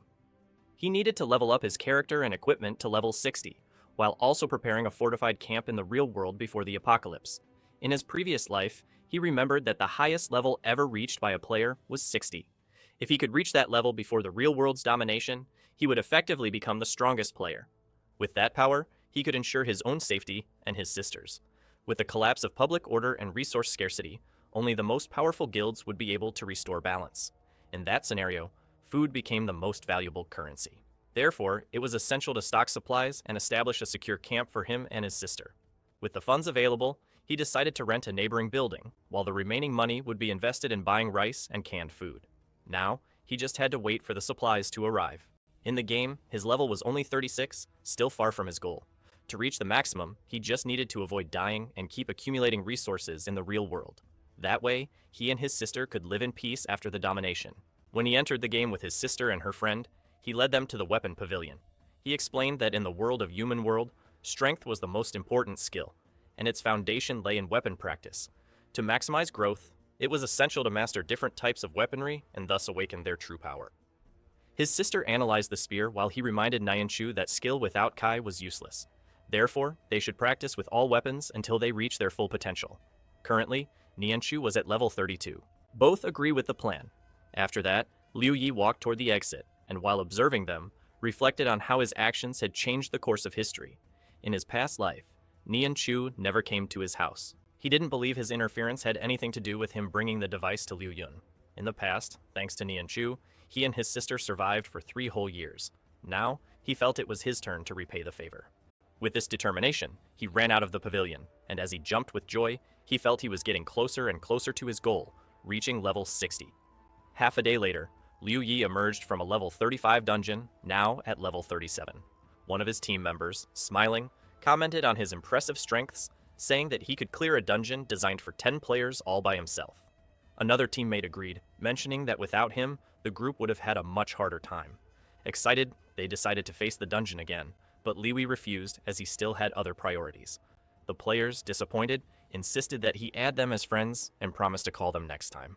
He smiled, scratched the back of his head, and agreed. However, upon returning to the team's search room, he clenched his fists nervously, reflecting on a major problem. Clearing a level 35 dungeon designed for 10 players took at least half a day, maybe even a whole day. The experience gained there amounted to half a level. If he continued at this pace in 20 days before the real world's domination, he would only reach level 50. Reaching 60 would be impossible. Sitting alone in the empty hall, he pondered over his first experience clearing that dungeon. That was when he received the title of Dungeon Protector, and realized there was only one solution. By sacrificing 9 teammates, he could maximize his experience. In his previous life, such dungeons were called slaughterhouses, and players who resorted to this method were known as street rats. If he followed this path, he would become one of them. However, if that was the only alternative, his thoughts were interrupted by the sound of a notification. A system window appeared before him announcing a new message. Upon opening it, he saw an invitation to a dungeon. It was a level 40 expedition for 10 people. Reading the familiar name, he was surprised. Then the surprise turned into joy. Standing up from the bench, he exclaimed that this was the girl who, in his past life, became the strongest fighter. Luha wondered why she would suddenly invite him to a dungeon. If he accepted, he would have a unique opportunity to evolve quickly. A confident smile appeared on his face. Besides, she was a member of the New Order. In the past, he had never met her under such circumstances, so he was sure she was plotting something against him. His legs trembled for a moment, but his eyes remained firm. Only in the dungeon would allow him to grow. With that in mind, he made his decision. He accepted the invitation. The team list was displayed before him. All players had levels ranging from 37 to 45. Seeing the familiar names on the list, Liu Yi smiled upon noticing Lin Fei. He remembered that, in his previous life, he had received the reward for a desperate situation after completing the task entirely. Before that, he had destroyed all of his comrades. He recalled how his former teammates had slandered him in the general chat. The girl with the nickname Cookie had a similar story, but in her case, she started harassing other players. In the end, she ended up killing everyone in self-defense. The other team members had similar pasts. The team for this dungeon had been carefully selected by Wei Sai herself. Liu Yi touched his chin thoughtful and pondered how Wei Sai could have known that those players were problematic. After joining the group, a chat became available, and he informed everyone that since they were all gathered, they should set off. Wei sent a location on the map where they should meet. Lin Fei, upon seeing the new member, questioned Wei XC's choice, doubting whether he was really the player she had mentioned and why he was still at level 37. Wei Shi replied that in the team, levels didn't matter because strength was the most important thing. Liu Yi opened the map and noticed that most of the members were in Muksu City, while the rest were either in the uncontrolled area or on their way there. His expression grew serious as he analyzed the situation. The uncontrolled zone was a dangerous place. The controlled territories of Muksu City were divided into 5 zones. Muksu City served as a resource replenishment point for all players. All dungeons within the city were under control and had been modified long ago. There were beginner-level dungeons and larger challenges. Especially Dangerous Zone was designated for players seeking extreme challenges. The Control Danger Zone was fully modified, and all creatures were sealed within the city. He'd already gone into one of these dungeons with Chicken Crown. The Chaos Zone was a deadly territory. Muksu's influence over the dungeons there was minimal. Creatures above level 30 roamed freely outside the dungeons. The out-of-control zone was even worse. Players would almost immediately die upon entering. Their creatures above level 70 wandered, finally in the zone of destruction. Muksu City had no control over this area. The creatures from the dungeons there could not be sealed. Monsters at the maximum level were capable of annihilating everything. After some time, Liu Yu was already in the uncontrolled area, approaching the meeting point. He was running quickly through the forest when suddenly he heard a scream. He turned, trying to identify who might have been screaming. Moments later, monsters made of branches and leaves emerged into a clearing in the forest. Seeing them, he crouched behind a nearby rock and watched as the creatures rushed toward the stream, releasing vines along the way. He realized that the monsters were not very strong individually, but their numbers were a problem. A single sound could attract them in successive waves. That scream could only have come from a careless player. After a few moments, silence returned. Lu He peeked out and confirmed that the monsters had moved away. He hesitated, wondering if the player who screamed was still alive. Jumping out of his hiding spot, he was convinced that he should keep moving. He continued toward the meeting point, but out of the corner of his eye, he noticed something approaching. A spear tip was flying straight at him.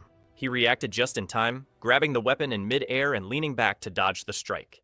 The attacker advanced, and Liu Yi tried to figure out who it was. The opponent gripped the spear firmly and attacked again, but Liu Yi managed to dodge. Now he was looking directly into the opponent's face, whose eyes burned with excitement. Liu Yi drew his katana and counterattacked. The enemy held their weapon with both hands, blocking the blade with the tip of the spear. Then they smiled. The impact caused a loud bang, sending dust and leaves flying around them.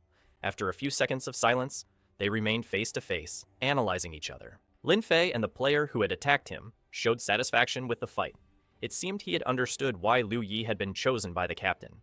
Liu Yi frowned, and after a moment of hesitation, Lin Fei, still smiling, acknowledged that his strength was not comparable to Liu Yi's, but he believed he had earned some respect for him. Before leaving, he emphasized that they needed to get to the meeting point quickly, or else they could be surrounded by monsters. With that, he left without further delay. Only then did Liu Yi lower his katana and watch as Lin Fei walked away. He recognized that this player possessed true power, and there was a great chance that Yixai also had this strength. The team was incredibly strong. It was still unclear whether anyone there would be able to obtain the reward for the desperate situation, but the chance of dying in that dungeon remained very high. However, after some time he arrived at the meeting point, where the others were already waiting for him. As he approached the portal, he hesitated upon noticing a girl sitting on a nearby rock, smiling at him. She stood up, clapped her hands to get everyone's attention, and announced that before entering the dungeon, she wanted to say a few words. The protagonist observed the team members around him, recognizing that he was now part of that group, even if he wasn't entirely sure about it yet. The captain took the floor and explained that the dungeons in the uncontrolled zone were extremely unpredictable. For this reason, the first action upon entering should be to understand its rules, no matter how unusual they might seem. He reinforced that everyone needed to remain calm and discuss the plan rationally, as this would be the key to completing the mission. The players agreed with his words, and the girl approved of the group's attitude before leading them to the portal, stating that they would move forward. As the others advanced, the protagonist hesitated for a moment, recalling his previous uncertainties. He reflected on his feelings and realized that ever since he met YXD, considered the strongest player, he had begun to doubt his own abilities. He didn't know if his uneasiness was insecurity, nervousness, or simply the fear of never measuring up to them. He also feared failing and seeing his efforts go to waste. However, instead of letting these doubts consume him, he lifted his gaze to the moose shining above the forest, took a deep breath, and moved forward, determined to prove his worth. As soon as they crossed the portal, images began to appear before their eyes, narrating the dungeon's story. A doll lamented that her companion no longer wanted to play with her. Sitting against the wall, unconscious, was the woman she used to have fun with. Without showing emotion, the doll stated that if her friend no longer wanted to play, she would find another toy. The hallways then filled with corpses. The one responsible for that scene, a small blood-stained mechanical doll, expressed boredom and said that her old companion had been the most fun. Now, with no one left, She had to go home. However, she lowered her head and murmured to herself that it was no longer possible. The cutscene ended and the players found themselves at the top of a circular tower. In the center, atop a pedestal, was the same blood-stained doll. At the base of the structure, an inscription read, "Hope and despair coexist." The team was still trying to understand what they had just witnessed when one of the players questioned what kind of dungeon they had entered. Another team member agreed that this was unlike anything they had seen before. They stepped away from the portal, and one of the players commented that the unpredictability of dungeons, their maps, and challenges made the meta world both terrifying and fascinating. Another added that the most distressing part was knowing that some dungeons were impossible to cross without losing lives in the process. Observing the pedestal, they concluded that the only entity present was the doll, which indicated that she might be the key to understanding this place. However, before they could react, the figure vanished, and immediately, the system notified all players. The dungeon entrance had been sealed. To escape, they needed to complete the mission titled Puppet Tricks. The dungeon required the players to destroy the doll. A marionette would appear in the backpack of one team member, and the task of the others would be to eliminate the marionette's owner. The dungeon would only be completed if the player with the marionette survived for 6 hours. If time ran out, the mission would fail. According to the rules, the marionette's owner could transfer it to another player if they managed to kill one of their allies. Upon reading the mission description, the protagonist was surprised. He thought that this dungeon seemed to have been designed specifically for those who sought rewards in desperate situations. The mission stated that if the player passed the marionette to the last survivor, they would have a 100% chance of obtaining the highest reward. The system announced that the marionette had appeared and that the countdown had begun. Lou immediately decided to check his backpack to make sure he wasn't the one holding the toy. However, as he opened the system window, he paused and reflected. It wasn't the right time to do this. He knew that once the other players calmed down, he would need to check if he had the marionette. If he did, he would have to decide whether to hand it over, but doing so would make him a target for everyone else. Facing two powerful fighters was not an ideal situation, and his chances of survival would drop drastically. The other players began looking at each other suspiciously, and the atmosphere grew tense. Liu Ye noticed that everyone seemed to be watching the person beside them. Perhaps they were hiding, or maybe they were in the same situation as him. It was then that Yakusai clapped her hands, drawing the group's attention. Liu Yi turned his gaze toward her as Yakusai smiled and spoke. She suggested that since everyone knew the mission's objective, the player with a marionette should surrender, allowing their death to be certain. She proposed that each of them would contribute a portion of the reward, distributing it fairly. Yakusai then asked if all the players who did not have the marionette in their backpack agreed with the idea. Most players nodded in agreement with her proposal. Seizing the distraction, the protagonist saw an opportunity to quickly check his backpack while everyone was focused on her. He opened the system window and examined his inventory. However, his eyes widened in shock. He had just discovered that the marionette was in his backpack. He thought to himself that he had just joined the team, and they had already placed that marionette in his possession as a gift. He frowned as he looked at his inventory once more, and then observed the other players. His main objective now was to eliminate one of the team members, so that the puppet would transfer to someone else. He needed to get rid of the imminent threat, but he still didn't know who he should choose as his target. Even if he handed over the puppet, he would struggle to fight against two powerful players who would certainly show no mercy. Without waiting for a response, one of the players asked if anyone wanted to confess. Liu Ye remained silent, lowering his gaze, but was soon surprised by the team captain, who approached and stared directly at him. With a confident smile, he stated that it was time for him to admit that he had the puppet. Liu was shocked by the sudden accusation, but he quickly regained his composure, assuming a serious expression. As he processed the captain's words, one of the female players mentioned his name and said she liked standing out. She then demanded that he talk about himself. Liu Ye, however, remained rigid and silent. He looked at the other team members again, noticing that they were all smiling in a peculiar way. The memory of the exchanged glances between them sparked growing suspicion within him. Gradually, he realized that even without directly analyzing each other's reactions, they had found a way to confirm that he had the puppet. They were all working together. Upon understanding the situation, Liu Yi let out a laugh. Everything seemed obvious now. A sudden invitation to such a strong team was nothing more than a disguised test. Still not fully understanding the reason for the woman's hostility toward him, he concluded that this dungeon had been specifically designed to eliminate him. The large number of players gathered there was proof of that. Hikasa, an evaluating look at the female player, analyzing the situation, concluded that by inviting him to complete the dungeon, they had signed his death sentence. After all, the only reward in that desperate situation belonged to him. His smile widened as he began to understand the game they were trying to impose on him. The woman in turn commented that he was rude, but that it didn't bother her. Liu Ye had already demonstrated his strength, but he was still far from being a match for the rest of the team. They wasted no time with unnecessary discussions. The sooner they finished the battle, the quicker they could move on to a new level up. Faced with this, he simply agreed. That was when Lin Fei shouted, offering him a chance to defend himself. For him, this would make the fight more interesting. After all, they wanted to destroy his hopes little by little. YXC, on the other hand, covered her face with her hands and lamented how cruel they were being. However, she soon lowered her hands, revealing a sly smile. With a sharp look, she stated that Liu Yi shouldn't force them to act that way. Without hesitation, Liu Yi quickly switched his equipment for a pendulum and aimed the weapon at her. However, he hesitated before firing. Wei Akai observed his hesitation and concluded that he didn't want to act rashly. She also realized that he wasn't even aware of when he was being spared. The other team members, upon seeing the weapon he was holding, reacted with scorn, exchanging insults among themselves. In their view, they should have been more cautious. After all, a fool who fired without thinking wouldn't stand a chance against opponents like them. Lin Fei smiled, pondering that if they had been warned about Liu Ye, it was because he must have some kind of special ability. Perhaps his shots had the ability to trap his enemies. The other players laughed, commenting that he knew how to play within the metaverse. Magical traps were well-known tricks in that world. One of the allies suggested they take the situation seriously, because in the Met, it was possible to create traps. This specific type of technique was what they called a cage. Weixai laughed again, clearly enjoying the situation. Liu Yi then smiled and activated his capture ability. Yuexi's smile immediately disappeared, and she jumped back, stopping a few meters away. She looked at herself, and upon realizing she was still unharmed, she tried to hide her nervousness. For an instant, she shuddered and called out to Lin Fei, warning him that they shouldn't play around with Liu Ye. She realized it would be safer to attack him together to end that confrontation as soon as possible. Meanwhile, Liu Ye continued smiling, satisfied that he had trapped Lin Fei inside the cage.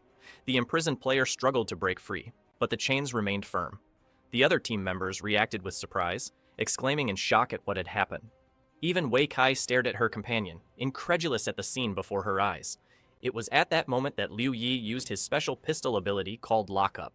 The technique allowed him to choose between tripling the damage or stunning the target. He opted to increase the damage, and immediately, a system informed him that 100 knowledge points had been consumed. His next attack would deal 5,000 damage. With his eyes shining with determination, he raised his gun, aimed directly at Lin Fei, and without hesitation, pulled the trigger. The bullet cut through the air, heading straight for the immobilized player. The bullet pierced through Lin Fei's body, opening a massive hole in his stomach. He lost all his health points and collapsed to the ground. The system notified that Liu Yi had eliminated Lin Fei and successfully transferred the puppet to another player. With the death of a team member, the title of Dungeon Defender was activated, increasing all his stats by 10%. Additionally, he received a pearl as a reward for the kill. Meanwhile, the other team members stared at their fallen companion, shocked by what had just happened. Liu Ye, on the other hand, was reflecting on his situation and his greatest fear. The two possible scenarios that could lead to his death. The first possibility was facing Wei and Lin together in a direct attack. The second, even more dangerous, was the presence of a fourth member on the team, someone with an unknown power. Assessing the available information, he realized that within that team, only Whitesea and Lin Fei were strong enough to face him. That meant the real danger lay in the first option. His opponents have been overly confident because they underestimated his strength. Thanks to that mistake, he had managed to eliminate Lin Fei, breaking the balance of the strongest duo. Now that he had significantly reduced the threat, he only needed to take down the rest of the team. A smile formed on his face as he realized that victory was within his reach. Although the ideal strategy had been to eliminate YXI first, she had managed to dodge the shot at the last moment. This was due to her heightened perception, a trait that gave her an advantage in fast-paced combat. Liu Yi then issued a direct warning to the team, informing them that the puppet had passed to one of them.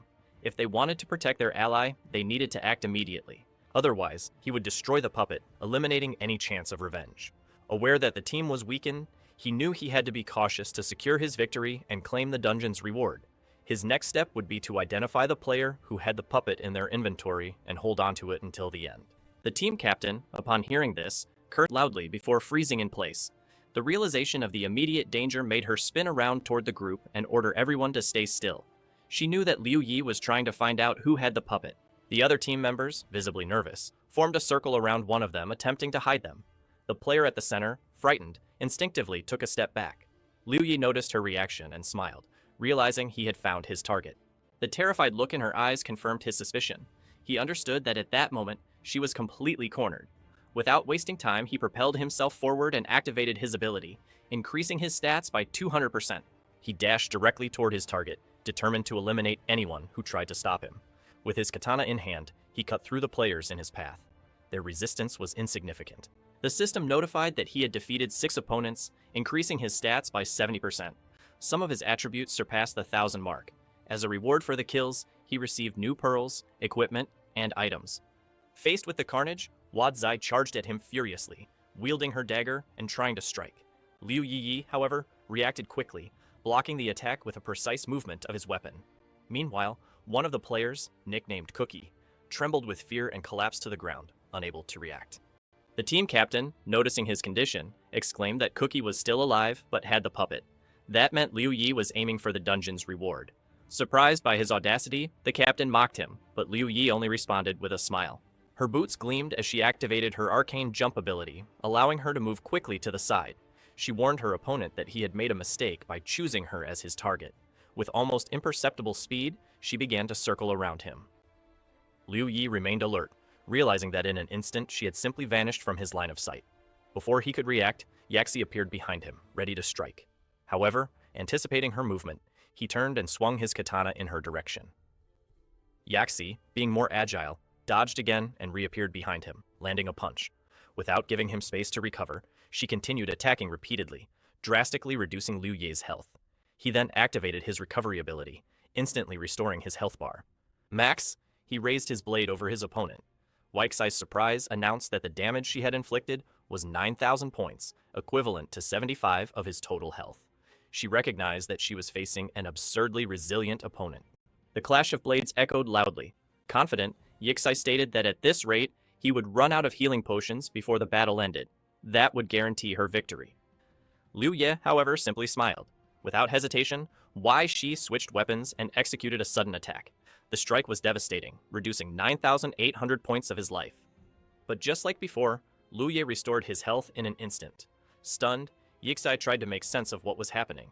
She knew that the level 30 instant recovery potion only restored 1,000 health points, and that each player could only carry 10 vials inside the dungeon.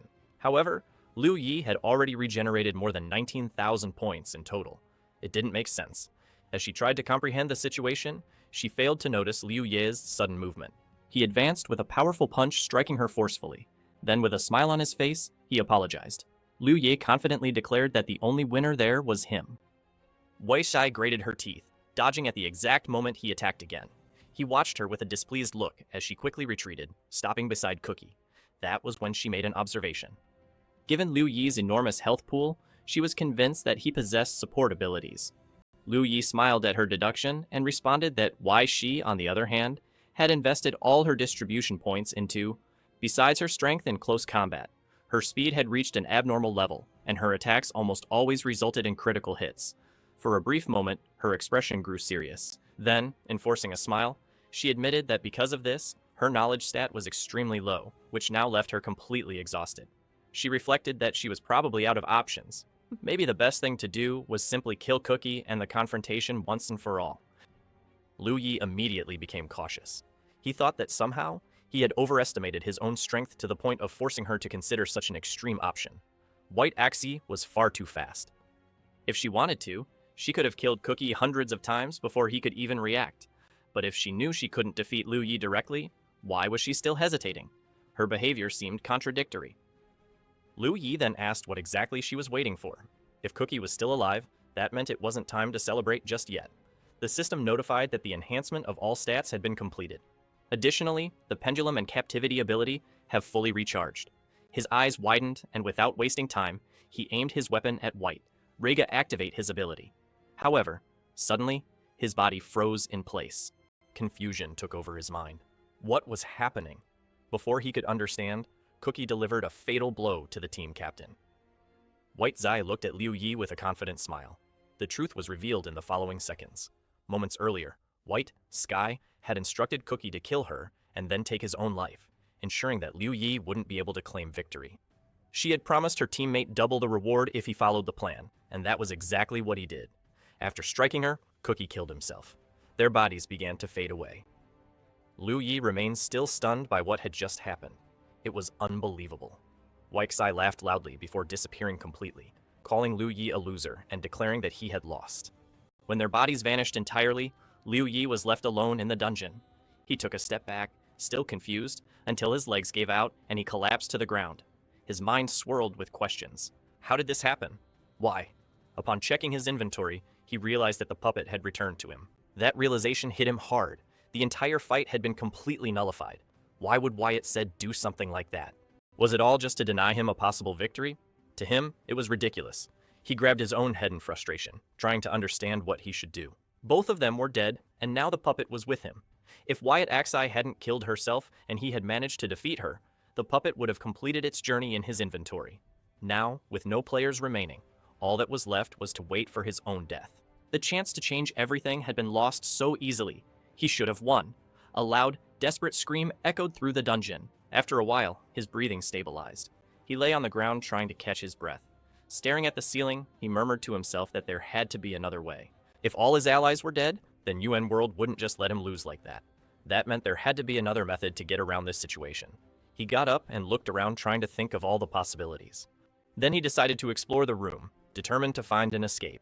Upon reaching the edge of the platform, Liu Yi extended his hand and felt something invisible in front of him. He quickly realized it was a transparent wall. After analyzing his surroundings, he concluded that the special dungeon's territory was limited to the size of that cylindrical platform. After another careful inspection of the area, he approached the central pedestal. With the doll in hand, he climbed onto the pedestal and cautiously posed, evaluating every detail around him. Soon, his eyes land on a plaque engraved with an intriguing message: "Hope and despair exist together." Upon closer examination, he noticed a scratch marking just below the main inscription. As he moved closer, he realized that something was written in small letters. Running his fingers over the surface of the stone, he managed to decipher the words carved there. "I can't open the door."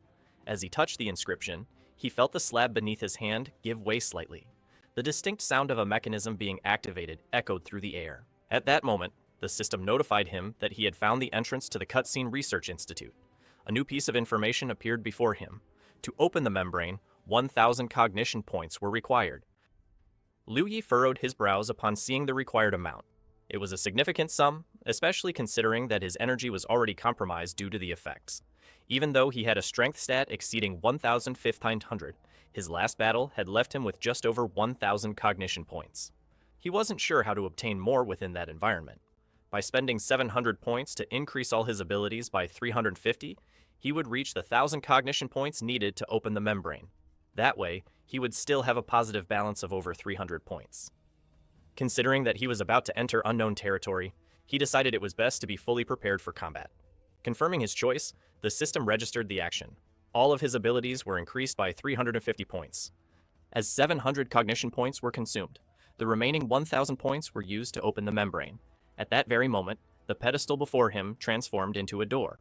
A strong gust of wind blew against his face. Suddenly, a male voice called his name. The tone of the voice carried urgency, urging him to make a decision quickly. The voice mentioned the need to choose between two options: display what followed him, or dissolve and map everything. Liu blinked, confused, unable to fully grasp the situation. The man insisted, warning that the choice had to be made immediately so that his computational power could be activated. Feeling lost, Liu Yi tried to find some logic in it. What exactly did these options mean? And what would be the consequences of making the wrong choice? He analyzed the context. If this was a fixed system test, then they were probably on the brink of a great disaster. The key point seemed to be the concept of computational power. He pondered whether displaying this power meant ensuring his own survival, or if it was merely a tool that could be used to escape the impending catastrophe. Reflecting on his past life, he realized he had never come this far to face a dilemma like this. If the goal was to ensure his own survival and that of his sister, the most logical option was to display what followed him. However, if the only way to avoid disaster was through an external resource, then the safest path was to dissolve and map everything. Liu Yi knew that if disaster was inevitable, the only way to face it was to be prepared for the consequences. He also considered that the purpose of mapping computational power might be related to selecting individuals with certain qualities. But how could he be sure he was making the right choice? By the end of his reflection, he concluded that he needed to ensure that the Forgotten Ones had access to perfect computational power. After all, Only a few were able to return to the characteristic of imagination. If the first world had never emerged, players would never have evolved to the level they were at now. Convinced that this was the best possible decision, Lieti chose to dissolve and map everything. The moment he confirmed his choice, sparks appeared before his eyes. He held his breath, waiting for the result. However, as soon as the light faded, he realized he was in the exact same place. His body remained still for a few seconds until he finally furrowed his brows and looked around. Nothing had changed. The conclusion was inevitable. He had chosen the wrong option. Louis sat down and crossed his arms over his chest, contemplating whether the correct answer was to focus on revealing who was following him. He still had 350 cognition points remaining. Because it was a parasite in his body, the puppet kept him in constant battle, making cognition recovery extremely slow. Even so, with the 5 hours left, he would be able to accumulate 1,000 points and have the opportunity to take the test twice. That would be enough. All he had to do was wait. He closed his eyes and prepared to endure. After an hour and a half, the system notified him that he had accumulated 700 cognition points. He abruptly opened his eyes, accelerated his recovery, and spent 1,000 points to activate the membrane. Once again, he was presented with the same two options: focus on displaying who was following him, or dissolve and map everything. Liu, he was about to click on the first option, but hesitated at the last moment. If a test was just about choosing between these options, then why couldn't he simply enter the research institute by making the correct choice?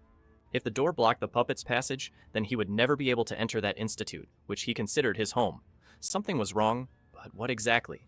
Was it a matter of the power of knowledge? Or perhaps it was related to some specific characteristic? The available information indicated that the puppet had left the institute due to its stubbornness and now wished to return, but the door prevented it. Maybe it wasn't about making the right choice, but rather having the right attitude. Liu Yifuru had his brow reflecting on this possibility. At the end of his analysis, he decided to trust his judgment and once again chose the second option. Once more, he returned to the platform. Nothing had changed. He had only one more attempt left. If he made a mistake, he would have to wait again. Even so, he still believed in himself. He sat down once again and waited. After an hour and a half, only 27 minutes remained before the task ended.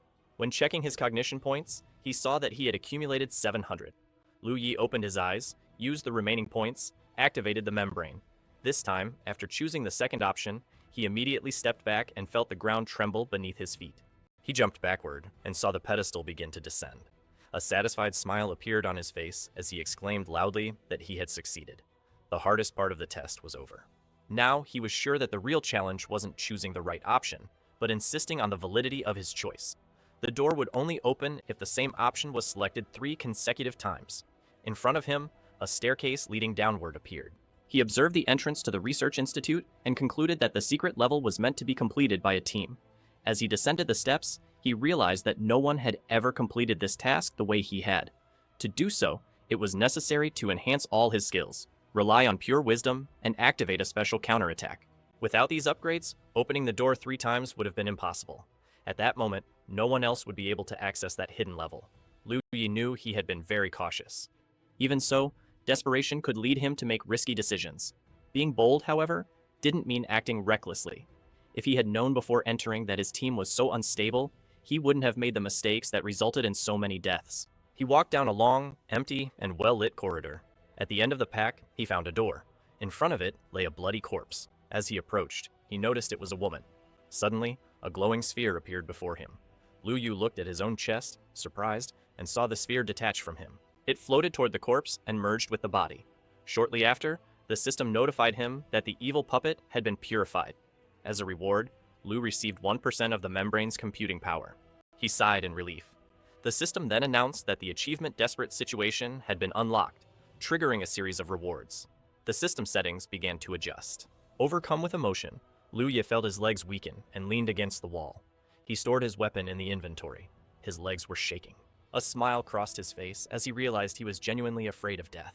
He covered his face with his hand, feeling embarrassed by his reaction. The system informed him that the configuration was complete. He received 22,464 experience points and 400 coins. His level increased to 44. His HP bar increased to 3,520, and his knowledge power to 846. His combat power was now 898. 2 new skills were unlocked. Status Lock freezes the target's health bar and prevents them from spending knowledge power. For every 10 levels, 1 second is added to the freeze duration. All skills apply to the target for 10 minutes. Consumes 50 cognition points. For every 10 levels, the duration increases by 10 seconds. Liu Yi clenched his fists with excitement. He still couldn't believe what he had accomplished. He thought he had only defeated Wei, but in reality, he had overcome something much greater. He jumped into the air and exclaimed, laughing with joy. The dungeon began to disappear around him. Meanwhile, his sister and his friend had already mastered their weapon skills. The two exchanged glances, satisfied. Wang Hai was waiting for Liu Yi at the player's resurrection point. 6 hours had passed since she last saw him. He had not returned yet. She crossed her arms, worried, and wondered where he could be. Then Blazing Fire sent a message asking what happened. Wang Kai responded with a single sentence. There was a death. Blazing Fire asked if Liu Yi was responsible. Wai Kai clarified that, in fact, she had died. For a moment, Blazing Fire was speechless. After a brief pause, she added that she had obtained valuable information. He wanted to know what he should do. Wedihaxia instructed him to arrange a battle for her in the Mirror Realm. A single copy of Mir would be enough to restore her level. Blazing Fire agreed. Finally, she mentioned that Liu Yi was the person he was looking for, and that he possessed a special support power. Blazing Fire was sitting in his guild's meeting room, frowning as he looked at YX's message. The man sitting across from him said he knew how rare support power was, and that he would help him in the uncontrolled area. His nickname was Ouija, level 45, and he used fists instead of weapons. Additionally, he also possessed support power. He stated that he had promised to help, but would demand something in return, 10,000 coins. The guild president responded with a malicious smile, saying there was no problem. Wiggy then left the headquarters of New Order where his friend was already waiting for him. Upon seeing him, his friend excitedly asked how it had gone. Everyone was jumping for joy because they had searched all over the network to find the owner of the support power. Wiggy ignored the excitement and, frustrated, kicked a pole, making his friend flinch. After calming down a bit, he said he had arranged everything. His friend exclaimed that this was the first step of the plan and questioned the reason for his anger. Weiji crouched down and shouted loudly, irritated because he had discovered that he was not the only player with support power. Now, they needed to rethink their plan to reach the top of New Order. Meanwhile, Liu Yi was sitting in his room looking at a piece of paper where he had written down his thoughts. He was reflecting on a hash power permission, which represented the authority to control the computational output of a specific large machine. Then he wondered if the reward for upgrading a special dungeon was just the beginning of a grand mission, or had a deeper meaning. Liu Yi questioned what would happen upon reaching 100% computational power and the relationship between the hash power permission and the test. Rubbing the tip of his nose, he felt exhaustion taking over, but he knew he needed to keep thinking as his future depended on it. He decided to get up and leave his room to relax and take a bath before returning to the game. As soon as he opened the door and stepped into the hallway, he noticed Nyanchu coming out of the bathroom, drying her hair with a towel. Seeing him, she stopped and waved. He returned the wave with a smile and headed toward the bathroom. But before entering, he glanced at her. He thought there was always a pleasant aroma in the air whenever she was home. His face flushed slightly, and he scratched his cheek in embarrassment. Suddenly, he slapped his own face, wondering what he was thinking. He needed to hurry and get into the game to set a goal for the next phase. After some time, he was already in the game and headed to the pavilion, where equipment was created and sold. Standing at the terminal, he reflected on his situation. He was at level 44 and needed to gain 16 more levels to reach level 60. To do this, he would have to complete a special dungeon 32 times, which would take about 20 days. There were only 22 days left until Yumu World became a reality. Time was very short, and you might not be able to reach his goal in time. Additionally, he still had issues with his equipment. There were 2 ways to obtain Maheller equipment. The first involved using coins directly. The second consisted of upgrading lower-level equipment. At the moment, he had 11,021 coins. Of those, 6,750 were rewards for traveling to a special dungeon, and the rest came from dismantling equipment he didn't use. The system asked if he wanted to create 40 purple-grade equipment pieces for 650 coins each and upgrade his level 30 gear to level 40 for 400 coins. He realized he was still missing 3 pieces of equipment, a headpiece, a necklace, and an emblem. Combining 9 pieces with the remaining 40, he would spend 5,550 coins. The system reported that it would take 1,100 seconds to upgrade the purple-grade equipment. Liu Yi calculated that he would need 16,129 coins to reach level 60. This meant he would have to play more than 40 times what he had previously. He crossed his arms thoughtfully, considering that if he wanted to reach his goal, he would have to take risks and seek extra rewards. But who should he target? Suddenly, a new message arrived, catching his attention. Before opening it, he hesitated for a moment, feeling a growing nervousness. News only tended to arrive in emergency situations. He told the system to open the message and saw that it was private communication from the president of the New Order Guild. The message asked if he was available and if they could talk. Protagonist was surprised and remembered how, in his previous life, he had been kicked out by other players, being told that someone like him had no place in New Order. After New Order established itself in the Middle World, they occupied the entire southern region of China and became the strongest guild in the world. They aimed to manage the elite, and as long as a person was elite or had special talents, their life directly depended on New Order. They treated low-level players without special talents like trash and oppressed them in every possible way.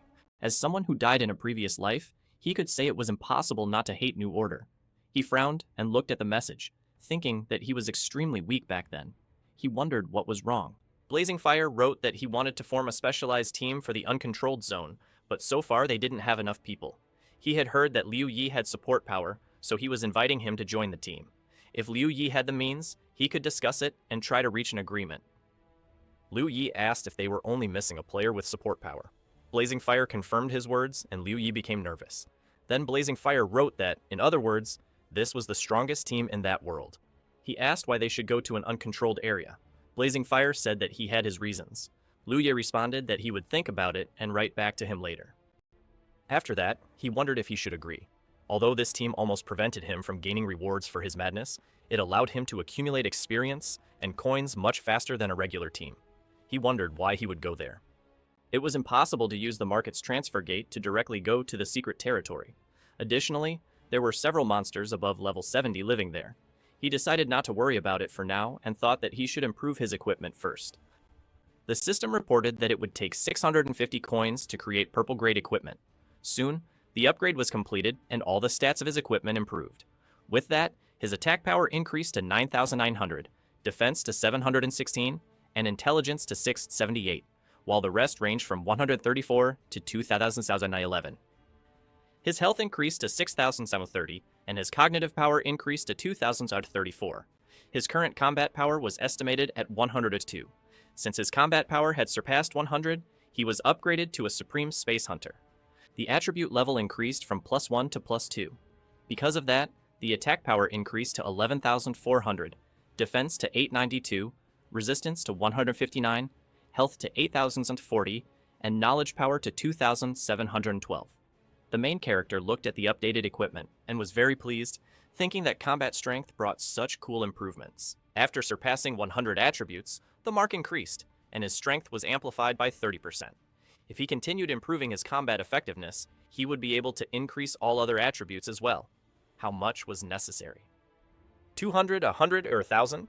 He suddenly frowned while thinking about something else and diverted his gaze. He thought the Battle Force system could be activated as long as he had the power. But if he had such opportunities, then other players would too. The team formed by the President of New Order, such command is equivalent to a group of 10. The clones made going to the uncontrolled zone a more viable possibility than it initially seemed. Liu Yi sent a message to Blazing Fire informing him that he would join the team. The response came immediately, stating that his decision was reasonable.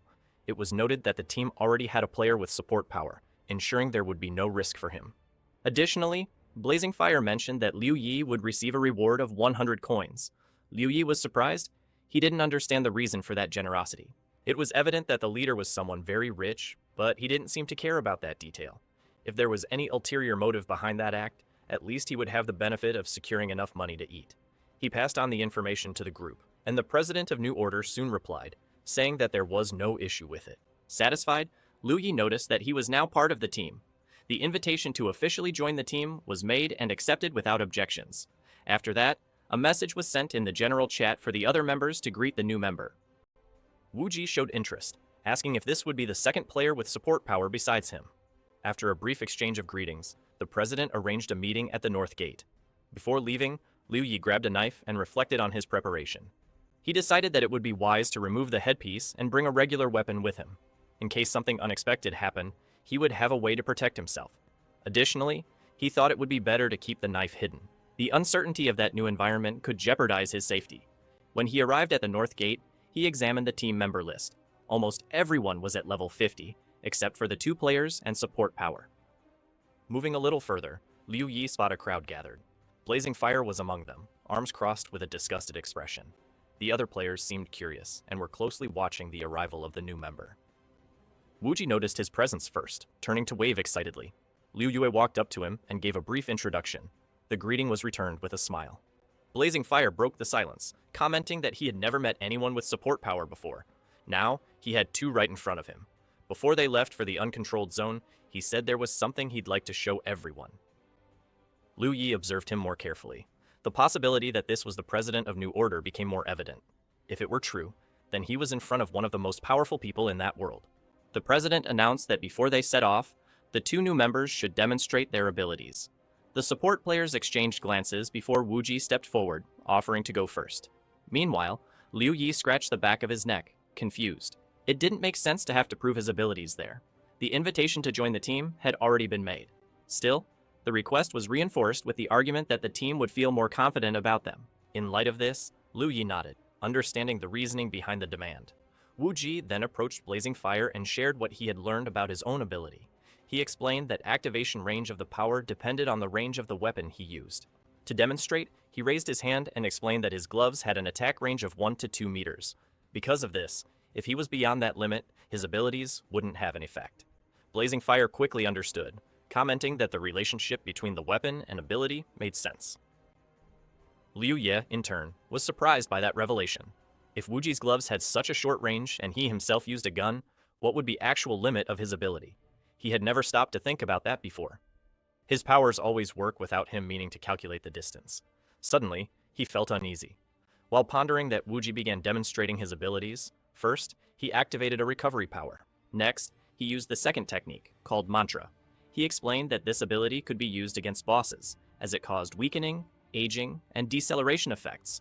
Then, he demonstrated the third ability, temporarily chaining the hands of the President of New Order. He informed that this technique was called Silence, capable of restricting any enemy, including bosses. To finish, he said he would leave his fourth ability as a trump card for more critical situations. Blazing Fire watched everything with a satisfied smile. Meanwhile, Liu Yi concluded that he would follow the same strategy. He would reveal only 3 useful abilities to the team, keeping the fourth secret. When his turn came, he stepped forward and explained that he used a blade with a 3-meter attack range greater than Wu Ji's. He repeated the recovery ability demonstration, followed by the second technique called Blessing. The third ability was Prison. To demonstrate, he applied the technique to the president, who was completely immobilized. The ability was deactivated quickly, and Liu Yi explained that the effect lasted about 10 seconds, although he couldn't guarantee it would work on bosses. Additionally, he mentioned that the blessing could remove any negative condition, including his own prison. Just like Wu Ji, he kept his fourth ability secret. At the end of the demonstration, he exchanged a glance with Wu Ji, noticing the confidence reflected in the other player's eyes. Blazing Fire absorbed all the information before declaring that he understood both of their capabilities. With that clarified, he announced that they could finally set off. Turning to the other members, he made an announcement. Due to the lack of players with support power, the group had always been limited to the peripheral areas of the uncontrolled zone. However, now that they had 2 holders of this power, they could venture deeper into the region and explore its secrets. The players received his words with enthusiasm, raising their fists in a gesture of determination before departing. Liu Yi observed the scene and began to reflect. The rewards obtained from exploring the Chaos Zone and the Uncontrolled Zone were practically the same. However, the danger level was different. He wondered what made the Uncontrolled Zone special, why the President of New Order insisted on exploring it, if something hidden was there. His train of thought was interrupted when he realized he had stopped walking. Wu Ji noticed his hesitation and waved, catching his attention. Liu Yue resumed his steps, smiling at him before continuing to walk with the group. However, as he moved forward, his expression slowly turned serious. For him, there was only room for one support player in that team. There was only a matter of time before Wu Ji was eliminated, and when that happened, Liu Yi would be the only holder of that power in the team. When they arrived at the entrance of the Uncontrolled Zone, the players were faced with the decaying landscape that awaited them. Tall ruined buildings sprawled everywhere, creating a dark and oppressive scene. The team captain took the lead, explaining the specifics of this area in comparison to the Chaos Zone and the Dangerous Zone. The main difference was that the difficulty in the Uncontrolled Zone was determined by the number of team members. For this reason, their group consisted of 10 people. However, even though this was the minimum number allowed, the difficulty would still be equivalent to that of a squad made up of 80 combatants.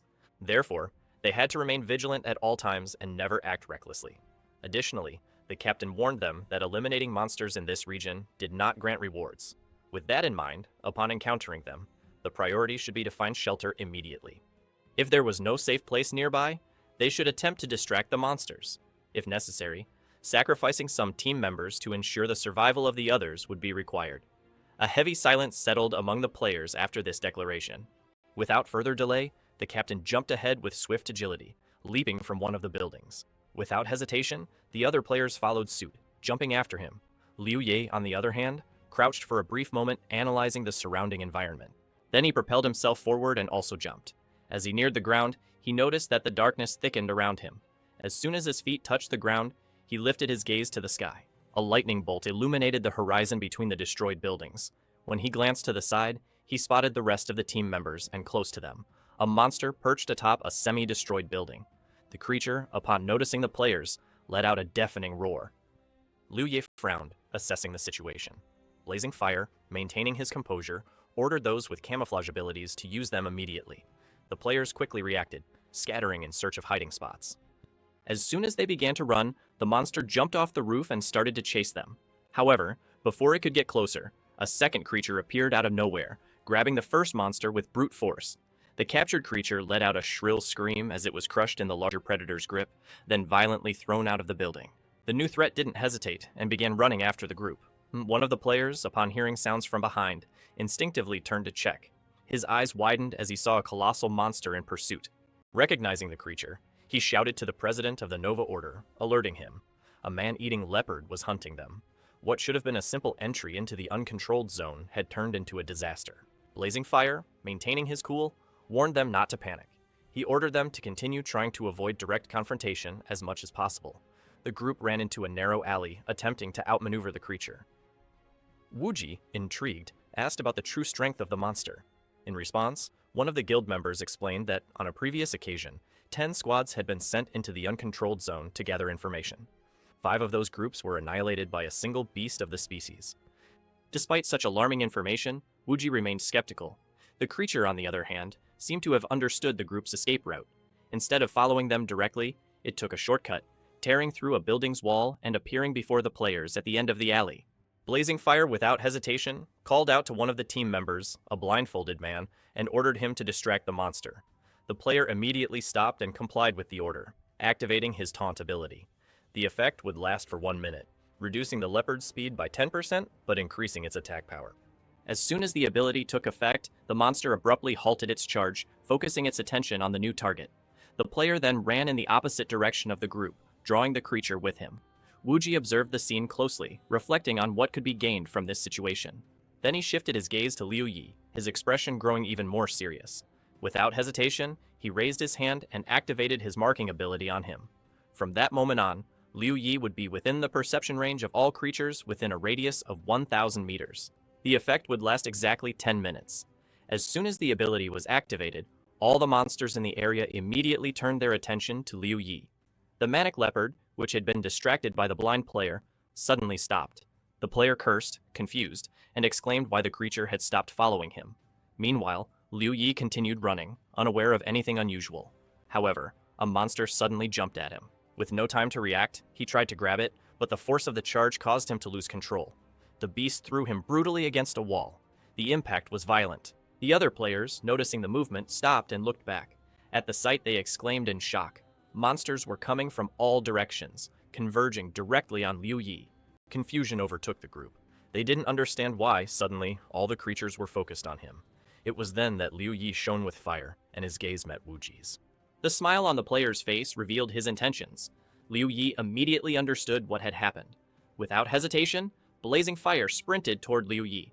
He ordered the others to return to the original shelter and say he would try to rescue him.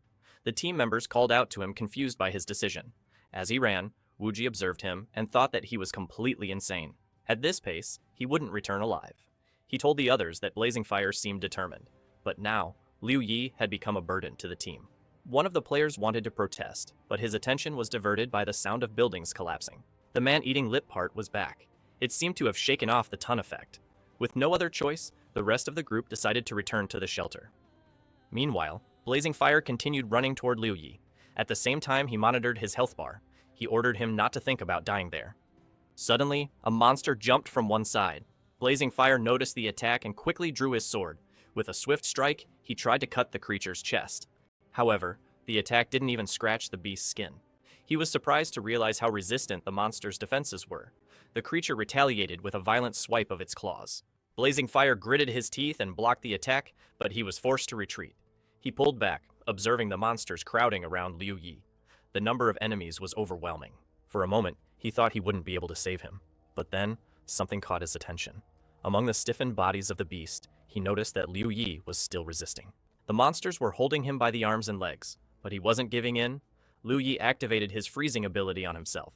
The system immediately notified that the cognition power was not being consumed at that moment. His health points were 5,036 out of a total of 8,040. Only 10 seconds remained before the freedom status expired. Without hesitation, Liu Ye activated the blessing ability. He spent all of his knowledge power points and increased his attributes by 1,406. His stats exceeded 1,000 points, and in some cases they reached over 6,000. The blessing spread through his body, dissipating the effect of the mark.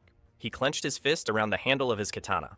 The system notified that his energy had risen to 2,712 points and that his attack power increased by 50%. With a swift motion, Liu Yi swung his blade. All the monsters around him were cut down in a single strike. At the same time, the man-eating lip are in advance. The creature passed by blazing fire, knocking down walls in its path. Liu Yi noticed its approach in time. He grabbed the beast's claw at the last second, trying to contain it. The impact caused his feet to slide along the ground, but he resisted. Quickly changing his strategy, Liu Yi switched his katana for a pendulum gun. He used the stunning effect and aimed the weapon at the monster's head. The moment the creature prepared to attack him, he pulled the trigger. The shot hit dead on. Taking advantage of the opening, he switched to a conventional model and began firing non-stop. The bullets repeatedly struck the leopard's body. Finally, the creature gave way. With a loud crash, a monster fell to the ground, unconscious. Liu climbed onto the beast's corpse and looked around with confidence. Under his feet, the leopard's body began to disappear. Blazing Fire, motionless, watched everything in shock. His voice trembled as he muttered that Liu Yi was a liar. After all, how could a support player possess such strength? The system notified that only 50 seconds remained until the blessing effect ended. Liu Yi immediately ran toward the president, who was still confused. Without wasting time, he said they needed to leave. Then he continued running, Blazing Fire, noticing a group of monsters ahead, snapped out of his shock and chased after him. While following, he shouted for Liu Yi to wait for him. At the shelter, the rest of the team remained at the entrance of the dungeon, taking cover. One of the members commented that he had no idea what was going on with their president. He wasn't even sending messages, possibly afraid of not getting a response. Another player agreed with this observation. Wuji, intrigued, asked why they didn't just go back. After all, which player could survive under these conditions? One of the men responded that the president and Liu Yi were still alive. If their health bars hadn't decreased, it was because they were using abilities that temporarily blocked damage. However, Liu Yi seemed particularly unlucky. No one knew exactly what had happened, but for some reason, he had attracted a large number of monsters from which escape was impossible. This was a real problem. After saying this, the man crossed his arms and gritted his teeth in frustration. Suddenly, one of the comrades exclaimed. They had appeared on the map not far from the shelter. Wuju was surprised by the news. The others in turn became excited. Eager, he warned the group that the two might bring monsters with them. He ordered everyone to prepare to defend the shelter. The team members positioned themselves at the entrance, weapons in hand. One of them commented that he didn't hear any loud sounds approaching. Shortly after, the guild president entered the shelter alongside Liu Yi. The group, relieved, celebrated the return of the two. The only exception was Wuji. He watched them with a serious expression. In his mind, that president was a major problem. Meanwhile, the players began praising Blazing Fire. They said he was incredible, that he managed to handle an extremely difficult situation and still saved Liu Yi. They stated that he truly deserved his title. Blazing Fire, however, remained silent. His gaze fixed on the back of Liu Yi revealed something different. After the two moved away from the group and walked to the back of the shelter, they sat on concrete blocks. It was then that the president finally broke the silence. He said that all those pleasantries were unnecessary. They needed to rest for a bit and then head for the dungeon. The players agreed with him and became excited. Meanwhile, Wuji observed Liu Yi, who remained serious. Intrigued, he approached and sat next to him. With a smile, he asked how Liu Yi had managed to escape. He thought it had been quite an exciting adventure. Liu Yi looked away, and for a moment remembered when the system dispelled the mark ability. Without hesitation, he replied that Wuji knew very well the reason since it was his doing. Wuji shuddered at hearing those words. Nervously, he waved his hand and asked, trying to disguise it, what Liu Yi meant by that. Liu kept his gaze steady and said he found it strange that Wuji didn't know. He explained that the blessing was an ability capable of removing any negative effect, including the mark that had been placed on him. Wuji's eyes widened in surprise. Liu continued, stating that the mark was a level 40 ability. Only 2 people there were capable of using it. Silence hung between the 2 of them. Liu Yi drew a weapon. With the cold expression, he revealed that from the moment he entered, he had already considered ending Wuji. However, upon talking to him, he realized something. Wuji's indecision wasn't from fear, but from his determination. He slowly stood up and pointed the weapon directly at Wuji. With a firm voice, he said that there was only one way to resolve this. Wuji stood still in silence. Wuji exclaimed loudly, surprised by what was happening. To him, this was absurd. They were allies, not enemies. The rest of the team remained alert, watching the conflict unfold, not fully understanding the situation. Meanwhile, Wuji wore a cynical smile. He found it ironic that Liu Yi was about to be killed with a weapon, like something out of a movie. To him, this scene only reinforced the need to isolate Liu Yi from the team. Moreover, if the mark ability was level 40 and only 2 people could use it, then Liu Yi was sure that Wuji was the one responsible for activating it. One of the players, outraged, shouted at Liu Yi, questioning his actions. However, a blazing fire remained seated, not intervening. Liu Yi simply observed a slight smile on his face. Wuji, still trying to defend himself, pounded his chest and said that he had only asked how Liu Yi escaped the monsters and suddenly had a weapon pointed at him. His expression showed indignation as he turned to the president, seeking support. He wanted to know if this was really acceptable within the team. Blazing Fire remained silent. Wuji insisted, pointing out that Liu Yi probably wanted to kill him just for being another support fighter. If that happened, he would be the only one with that power. Wuji feared that Liu Yi would start imposing his own conditions, and that the president would eventually give in to them to cross the dungeon. To him, this was all wrong. He then looked at the others and demanded their attention. He wanted everyone to realize that Liu Yi was a deadweight and had no right to remain in the team. Liu Yi, for his part, continued to observe calmly. To him, the situation was clear. Wuji was the real culprit behind all of this. Turning back to the president, Wuji insisted that he needed to be replaced. One of the team members tried to intervene, suggesting that they leave the discussion for later when they were safe. However, a blazing fire stood up to place his hand on the player's shoulder, stopping him. His gesture indicated that the conflict needed to be resolved right there. Wuji became even more anxious. To him, blazing fire was completely mistaken. It was then that the president moved forward and firmly grabbed Liu Yi's weapon, forcing him to release it. His gaze was full of disapproval as he stared at Wuji, demanding an explanation. For a moment, Wuji hesitated, unsure how to react. Still confused, he felt a sudden pressure on his neck. The president had grabbed him tightly. The question came harshly. Why was he constantly trying to create disharmony among the team members?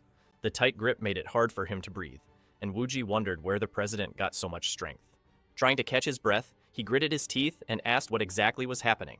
Blazing Fire, without releasing his hold on his throat, confidently stated that he trusted Liu Yi far more than Wuji could imagine. Wuji, still in disbelief, argued that he didn't understand the situation. After all, it was Liu Yi who had pointed the weapon first, but his justification was ignored. The president then activated his ability.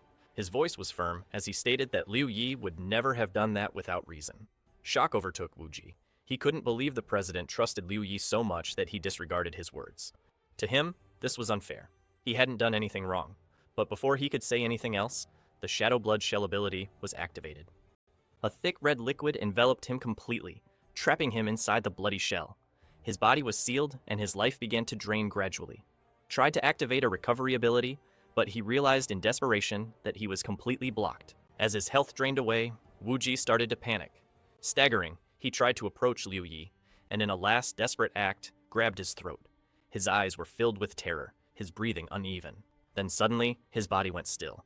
The last breath escaped his lungs. Without strength, he collapsed to his knees. His health reached 0. In an instant, he disappeared. The bloody shell dissipated, spreading across the ground before returning a blazing fire. Liu Yi, who had watched everything, finally broke the silence, calling for his companion. Then he sat down and murmured a thank you, smiling faintly. His mind revisited the moments when he faced all those monsters alone. An unsettling thought crossed his mind. If he hadn't done that, perhaps he would have been forced to kill all his teammates. After a few moments of silence, Blazing Fire turned to Liu Yi. With a serious look, he made an unexpected proposal. He wanted Liu Yi to join the new order. Then he completed his statement with a promise. Within the guild, he would have the highest position. Blazing Fire apologized for having killed Wu Ji earlier. He was aware of the contradictions within the new order's members, but he believed that recruiting a strong player like Liu Yi would allow them to overlook past conflicts. The guild members were surprised by the president's request. He had never shown such hesitation when inviting someone to the new order before. Moreover, he was offering exceptional conditions, something unprecedented. One of the players commented that all the guild members had gone through various stages of selection. He didn't understand what made Liu Yi so special to deserve a direct invitation. Liu Yi, on the other hand, asked an unexpected, "What was the cost?" Blazing Fire showed surprise at the question. Before he could answer, one of the players intervened, questioning the absurdity of such a question. To him, it was more logical for Liu Yi to first understand the benefits before thinking about the costs. However, Liu Yi explained that when joining a guild, one should not only consider the positives. The most important thing was to understand the price to pay. The guild president maintained a confident gaze at Liu Yi. Then, he lowered his head and smiled. He said that Liu Yi wouldn't have to pay anything. However, Liu Yi didn't believe the answer. He knew that when the bill came, he would hardly be willing to accept it. The true price was the willingness to sacrifice everything when the guild needed it, including unlimited levels and valuable equipment. In exchange, he would receive a generous compensation. Liu Yi frowned and looked at him with distrust. To him, crossing the dungeon of the uncontrolled zone would inevitably result in a massacre. His words had an immediate impact. The president and the guild members became alert. After a few moments of hesitation, Blazing Fire nervously responded that he didn't believe in such an outcome. He stated that probability was minimal. Liu Yi, however, didn't seem convinced. He said that many promises had been made without any guarantee of fulfillment. Blazing Fire remained silent, observing him closely. Liu Yi continued, stating that he was willing to form an alliance but would never give up his equipment or his level. Moreover, he would never play with anyone after that dungeon. The players considered his words an affront. To them, Liu Yi had no understanding of the magnitude of that offer. The annual compensation of guild members exceeded 2,000. The only price to pay was to give up one's own equipment during the game. In their view, Liu Yi could only be a fool or a lunatic. Blazing Fire, however, simply sat on a concrete block inside. He recognized that it was a shame to lose such a promising player, but he also understood that not everything revolved around the new order. A syndicate was still a viable option. Liu Yi smiled and thanked him for his understanding. While observing Blazing Fire's calm expression, his thoughts drifted to the past. If he hadn't lived through so much stress and understood the true importance of equipment and levels for survival, maybe his decision would have been different. With his current strength, even the president of the new order was personally inviting him to join the guild. For many, that would be a great opportunity. Looking down, Liu Yi reflected on this possibility. For a moment, he felt a slight regret for rejecting the offer. However, he soon brushed those thoughts away. With a discreet smile, he reminded himself that there was no need to apologize. The only reason the president wanted to recruit him was for his strength. If he continued to grow and stay alive, more and more people would seek him out. Meanwhile, Blazing Fire watched the chat window with a grim expression. In the chat, a player named Beishu wished everyone good luck. He wrote that the first dungeon of the uncontrolled zone would be special.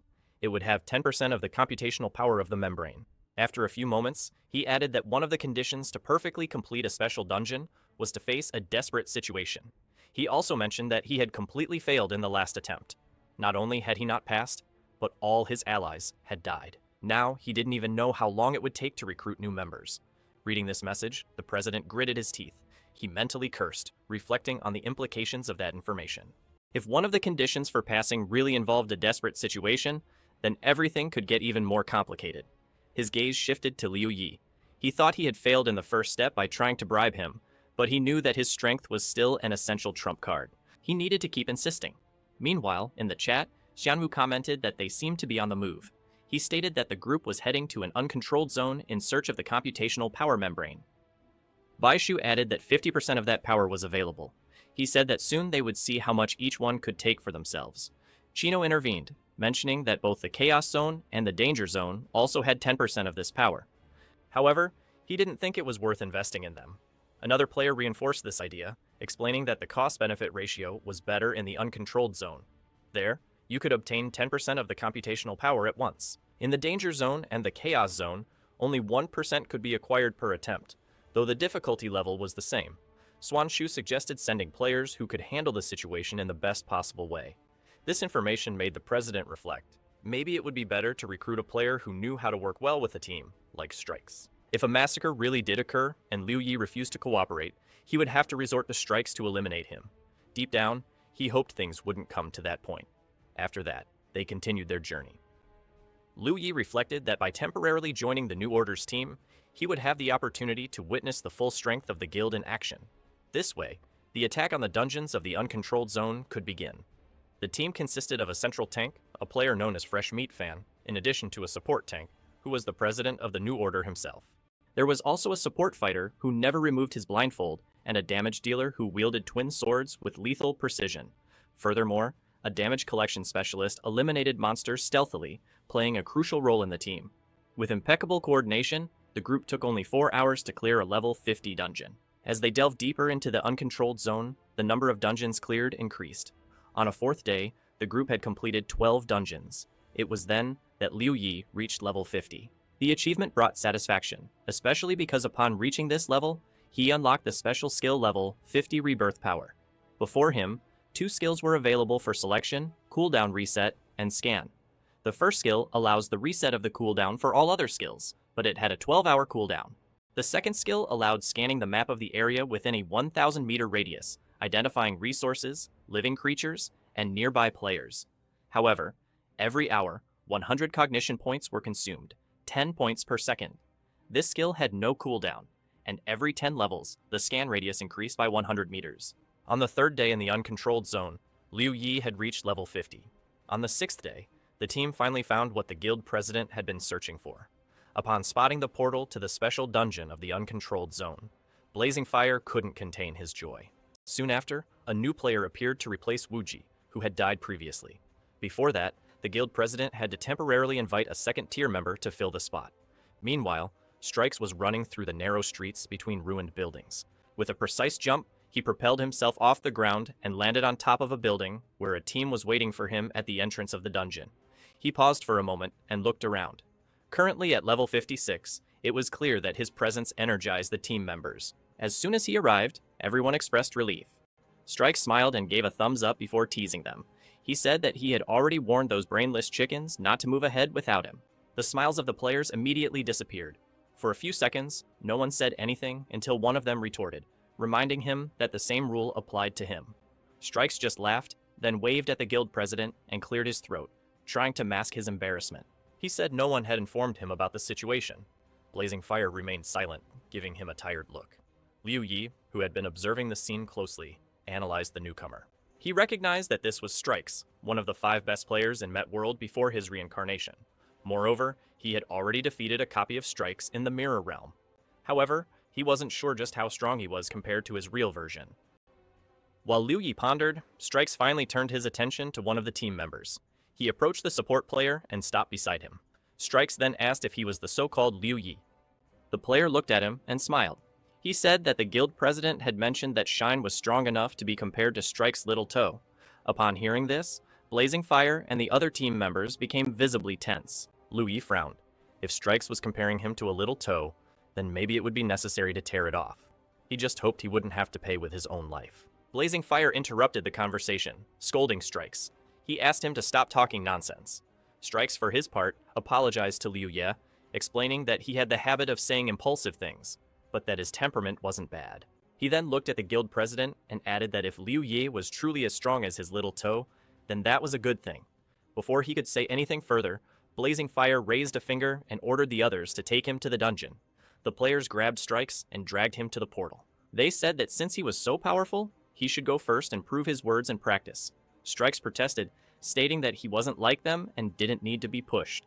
Blazing Fire watched the team depart inside. He wondered how he had managed to get that man into the guild. Now, alone with Liu Yi, he turned his attention back to the dungeon entrance. Before them stood the portal to the long-awaited special dungeon of the uncontrolled zone. To calm his excitement, Blazing Fire took a deep breath before turning to Liu Yi. He told him that the true goal of the new order in this area was this dungeon. No matter what happened during the raid, the guild would be in debt to Liu Yi. Liu Yi was surprised by this declaration. It only increased his curiosity.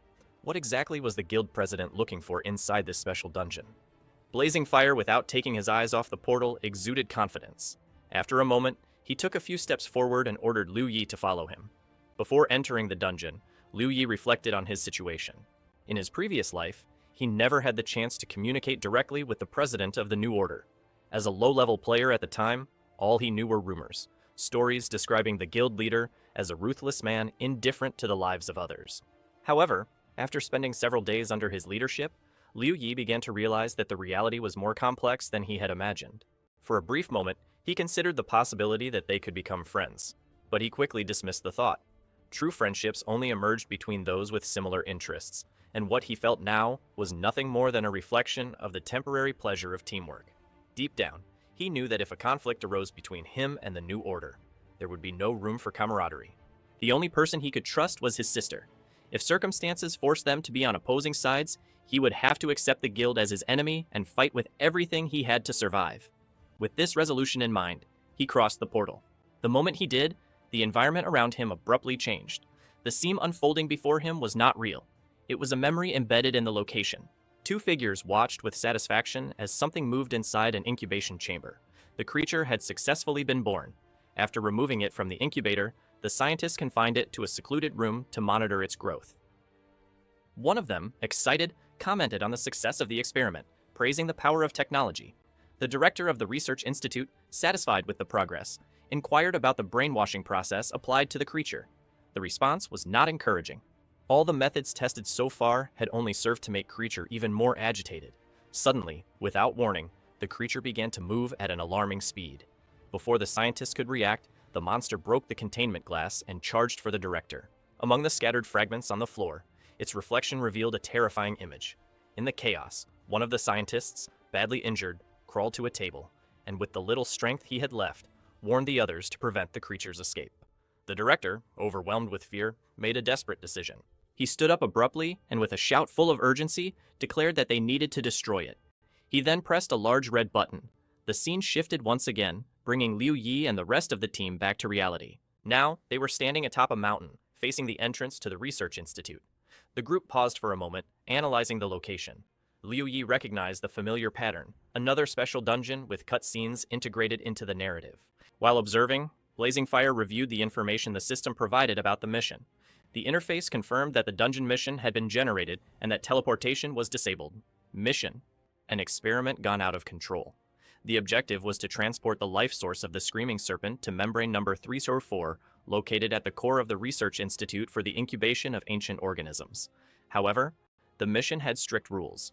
The life source could not be removed from the player's inventory. Their lives were directly connected to the item. Anyone who broke the bottle would die immediately.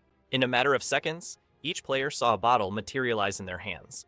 Blazing Fire assessed the situation and concluded that everyone had received the life source.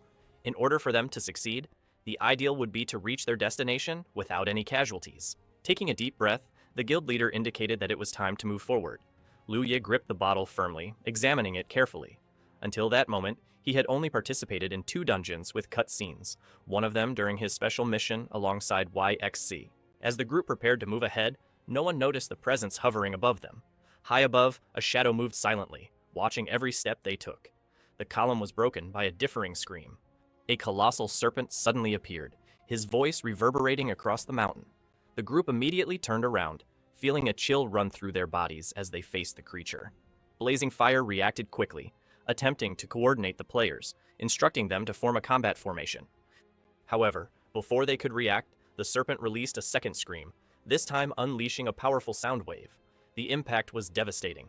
Several players fell to their knees, dropping their bottles to the ground while clutching their ears in agony. The moment the glass of the bottles shattered on the floor, the bodies of their bearers began to dissolve rapidly. The system soon announced the tragic result. 3 team members have died. Observing the fragments scattered on the ground, his gaze hardened. He realized that they had lost 3 bottles. The system notified Liu Yi of the condition that had been imposed on him. Watching the creature closely, he noticed that Strikes was already moving toward it. The warrior seemed determined to face the serpent on his own. He ignored any caution. The team, noticing his impulsive movement, reacted with concern. After losing 3 members, no one wanted to witness another death. Strikes showed no hesitation and charged for the monster with impressive speed. His intention was clear. He wanted to avenge the companions who had perished. The impact of his strike was powerful. To his surprise, the blade caused no visible damage to the serpent. Before he could react, the creature opened its enormous mouth. In a quick and precise movement, it swallowed him whole. The rest of the team watched the scene in shock. Some had already expected a similar outcome. Others were speechless at the speed with which they had lost yet another member. Showing no further interest in the remaining players, the serpent retreated, disappeared into the forest. It was then that a detail caught the attention of the guild leader. The liquid inside the bottles of the deceased players began to distribute among the remaining bottles. He quickly understood what this meant. To complete the mission flawlessly, it wasn't necessary for everyone to reach the destination, only for the 10 parts of the life source to be delivered. Meanwhile, some players continued to discuss strikes. The possibility that he was still alive was raised. Upon checking the team list, they confirmed that his name remained active. This indicated that he was still inside the serpent. Perhaps there was a way to rescue him. Faced with the uncertainty of how to deal with a monster, some team members began discussing strategies. The guild leader quickly ended the conversation. He seemed confident that if Strikes had survived up to that point, he still had a chance to escape. The most important thing at that moment was to head to the research institute and complete the mission. Lu Hu analyzed the situation carefully. The guild leader's actions reinforced his suspicions that he was seeking a perfect execution of the dungeon. The memory of when he himself had received 1% computational power for a flawless move came to mind. He began to question whether Blazing Fire was after the same benefit. With no other option, the group continued their journey. They maintained a fast pace toward the institute. 20 minutes later, as they neared the destination, one of the players checked the team's map. He made a concerning discovery. Strikes was on the move. He was moving at an abnormal speed. At first, they thought he might be running to catch up with them. But soon, they realized something was wrong. The conclusion came almost immediately. It wasn't Strikes who was moving, but rather the creature that had swallowed him. The warning came too late. Suddenly, one of the players noticed movement in the nearby bushes. He alerted the guild leader. Blazing Fire halted his steps immediately. He turned just in time to see a screaming serpent emerging from the vegetation. Its mouth was wide open, ready to strike. Reacting with speed, he activated the Blood Shadow skill. He dodged the attack at the last moment. Once he repositioned himself, he quickly assessed the situation. He ordered the players to take their combat positions. At the same time, he instructed that Strikes attack the creature from the inside in case he was still alive. The serpent, sensing the movement around it, redirected its attention to the players. The players decided to attack the serpent together. As they advanced, they struck blows against the monster, but their attacks didn't seem to have any effect. The creature, seemingly impenetrable, remained unscathed. Suddenly, the snake violently swung its tail. Several players were thrown to the sides, hitting the ground with force. They quickly recovered, restoring their health. Meanwhile, one of the fighters used a whip to strike the creature's face. He was trying to distract it while using a provocation skill, moving from side to side. Without hesitation, he ran in the opposite direction of the others, quickly passing by the guild leader, who was waiting for a chance to face the monster. The serpent then let out a deepening roar. Sound waves spread across the battlefield. One of the players didn't have time to react. His bottles shattered immediately. In an instant, his body began to disintegrate. Terrified, he realized that his death was inevitable. The rest of the group shouted his name, but nothing could be done. Blazing Fire and Liu Yi silently observed the spot where their teammate had been just seconds before. The impact of the loss was evident. Another team member, still shaken, brought news about Strikes. The player trapped inside the serpent reported that its internal defense was incredibly resistant. He couldn't harm it from within. Blazing Fire turned his gaze back to the opposing creature. Up close, he noticed a peculiar detail. The structure of the monster resembled an insect more than a snake. This explained its abnormal resistance. Liu Ye quickly realized the greatest danger of the situation. Since the bottles couldn't be stored in the inventory, the serpent simply destroyed them with its sound waves. Each strike was a direct threat to everyone's lives. The tension increased. The possibility that nearly the entire team could perish at the beginning of the dungeon seemed real. Silence filled the air for a moment. Without warning, the screaming serpent began to move again. To everyone's surprise, it turned around and disappeared into the forest. The players are confused. Why would the creature leave them alive after eliminating 2 of them? As they tried to find an explanation, they noticed that the liquid from the shattered bottle had been redistributed among the remaining vials. The tone of the fluid had become brighter. Blazing Fire analyzed the situation and began to form a hypothesis. The monster wasn't just attacking randomly. It was somehow testing them. If the perfect passage was truly the guild leader's goal, Liu Yue pondered what would be necessary to achieve it. Killing the serpent might not be the way. The real objective could be to connect all the remaining life sources. Blazing Fire ordered everyone to stay alert. Now that the monster had moved away, they had a chance to reach the research institute. Without wasting time, they set off. 20 minutes later, they arrived at a huge building. There was a large hole in the wall, indicating that something had escaped from there. One of the players checked the map and alerted the guild leader. The serpent was still nearby. Blazing Fire quickly assessed the situation. To buy time, he made a drastic decision. He ordered one of the players to break their own bottle. The chosen player hesitated, surprised by the command. Another player intervened, arguing that they couldn't afford to lose anyone else. Blazing Fire, however, was firm. With a large number of players, defeating the creature would be impossible. What they needed now was speed, not brute force. If they could drive the serpent away, they wouldn't have time to explore the Institute. Faced with the imposed decision, the player gritted his teeth and broke his bottle. The system notified the death of another team member. As soon as the bottle shattered, the screaming serpent immediately turned in the opposite direction. The strategy had worked. They had distracted the monster. The players continued on their path, relieved. One of them, excited, praised the brilliance of the plan. Another said they should thank the captain.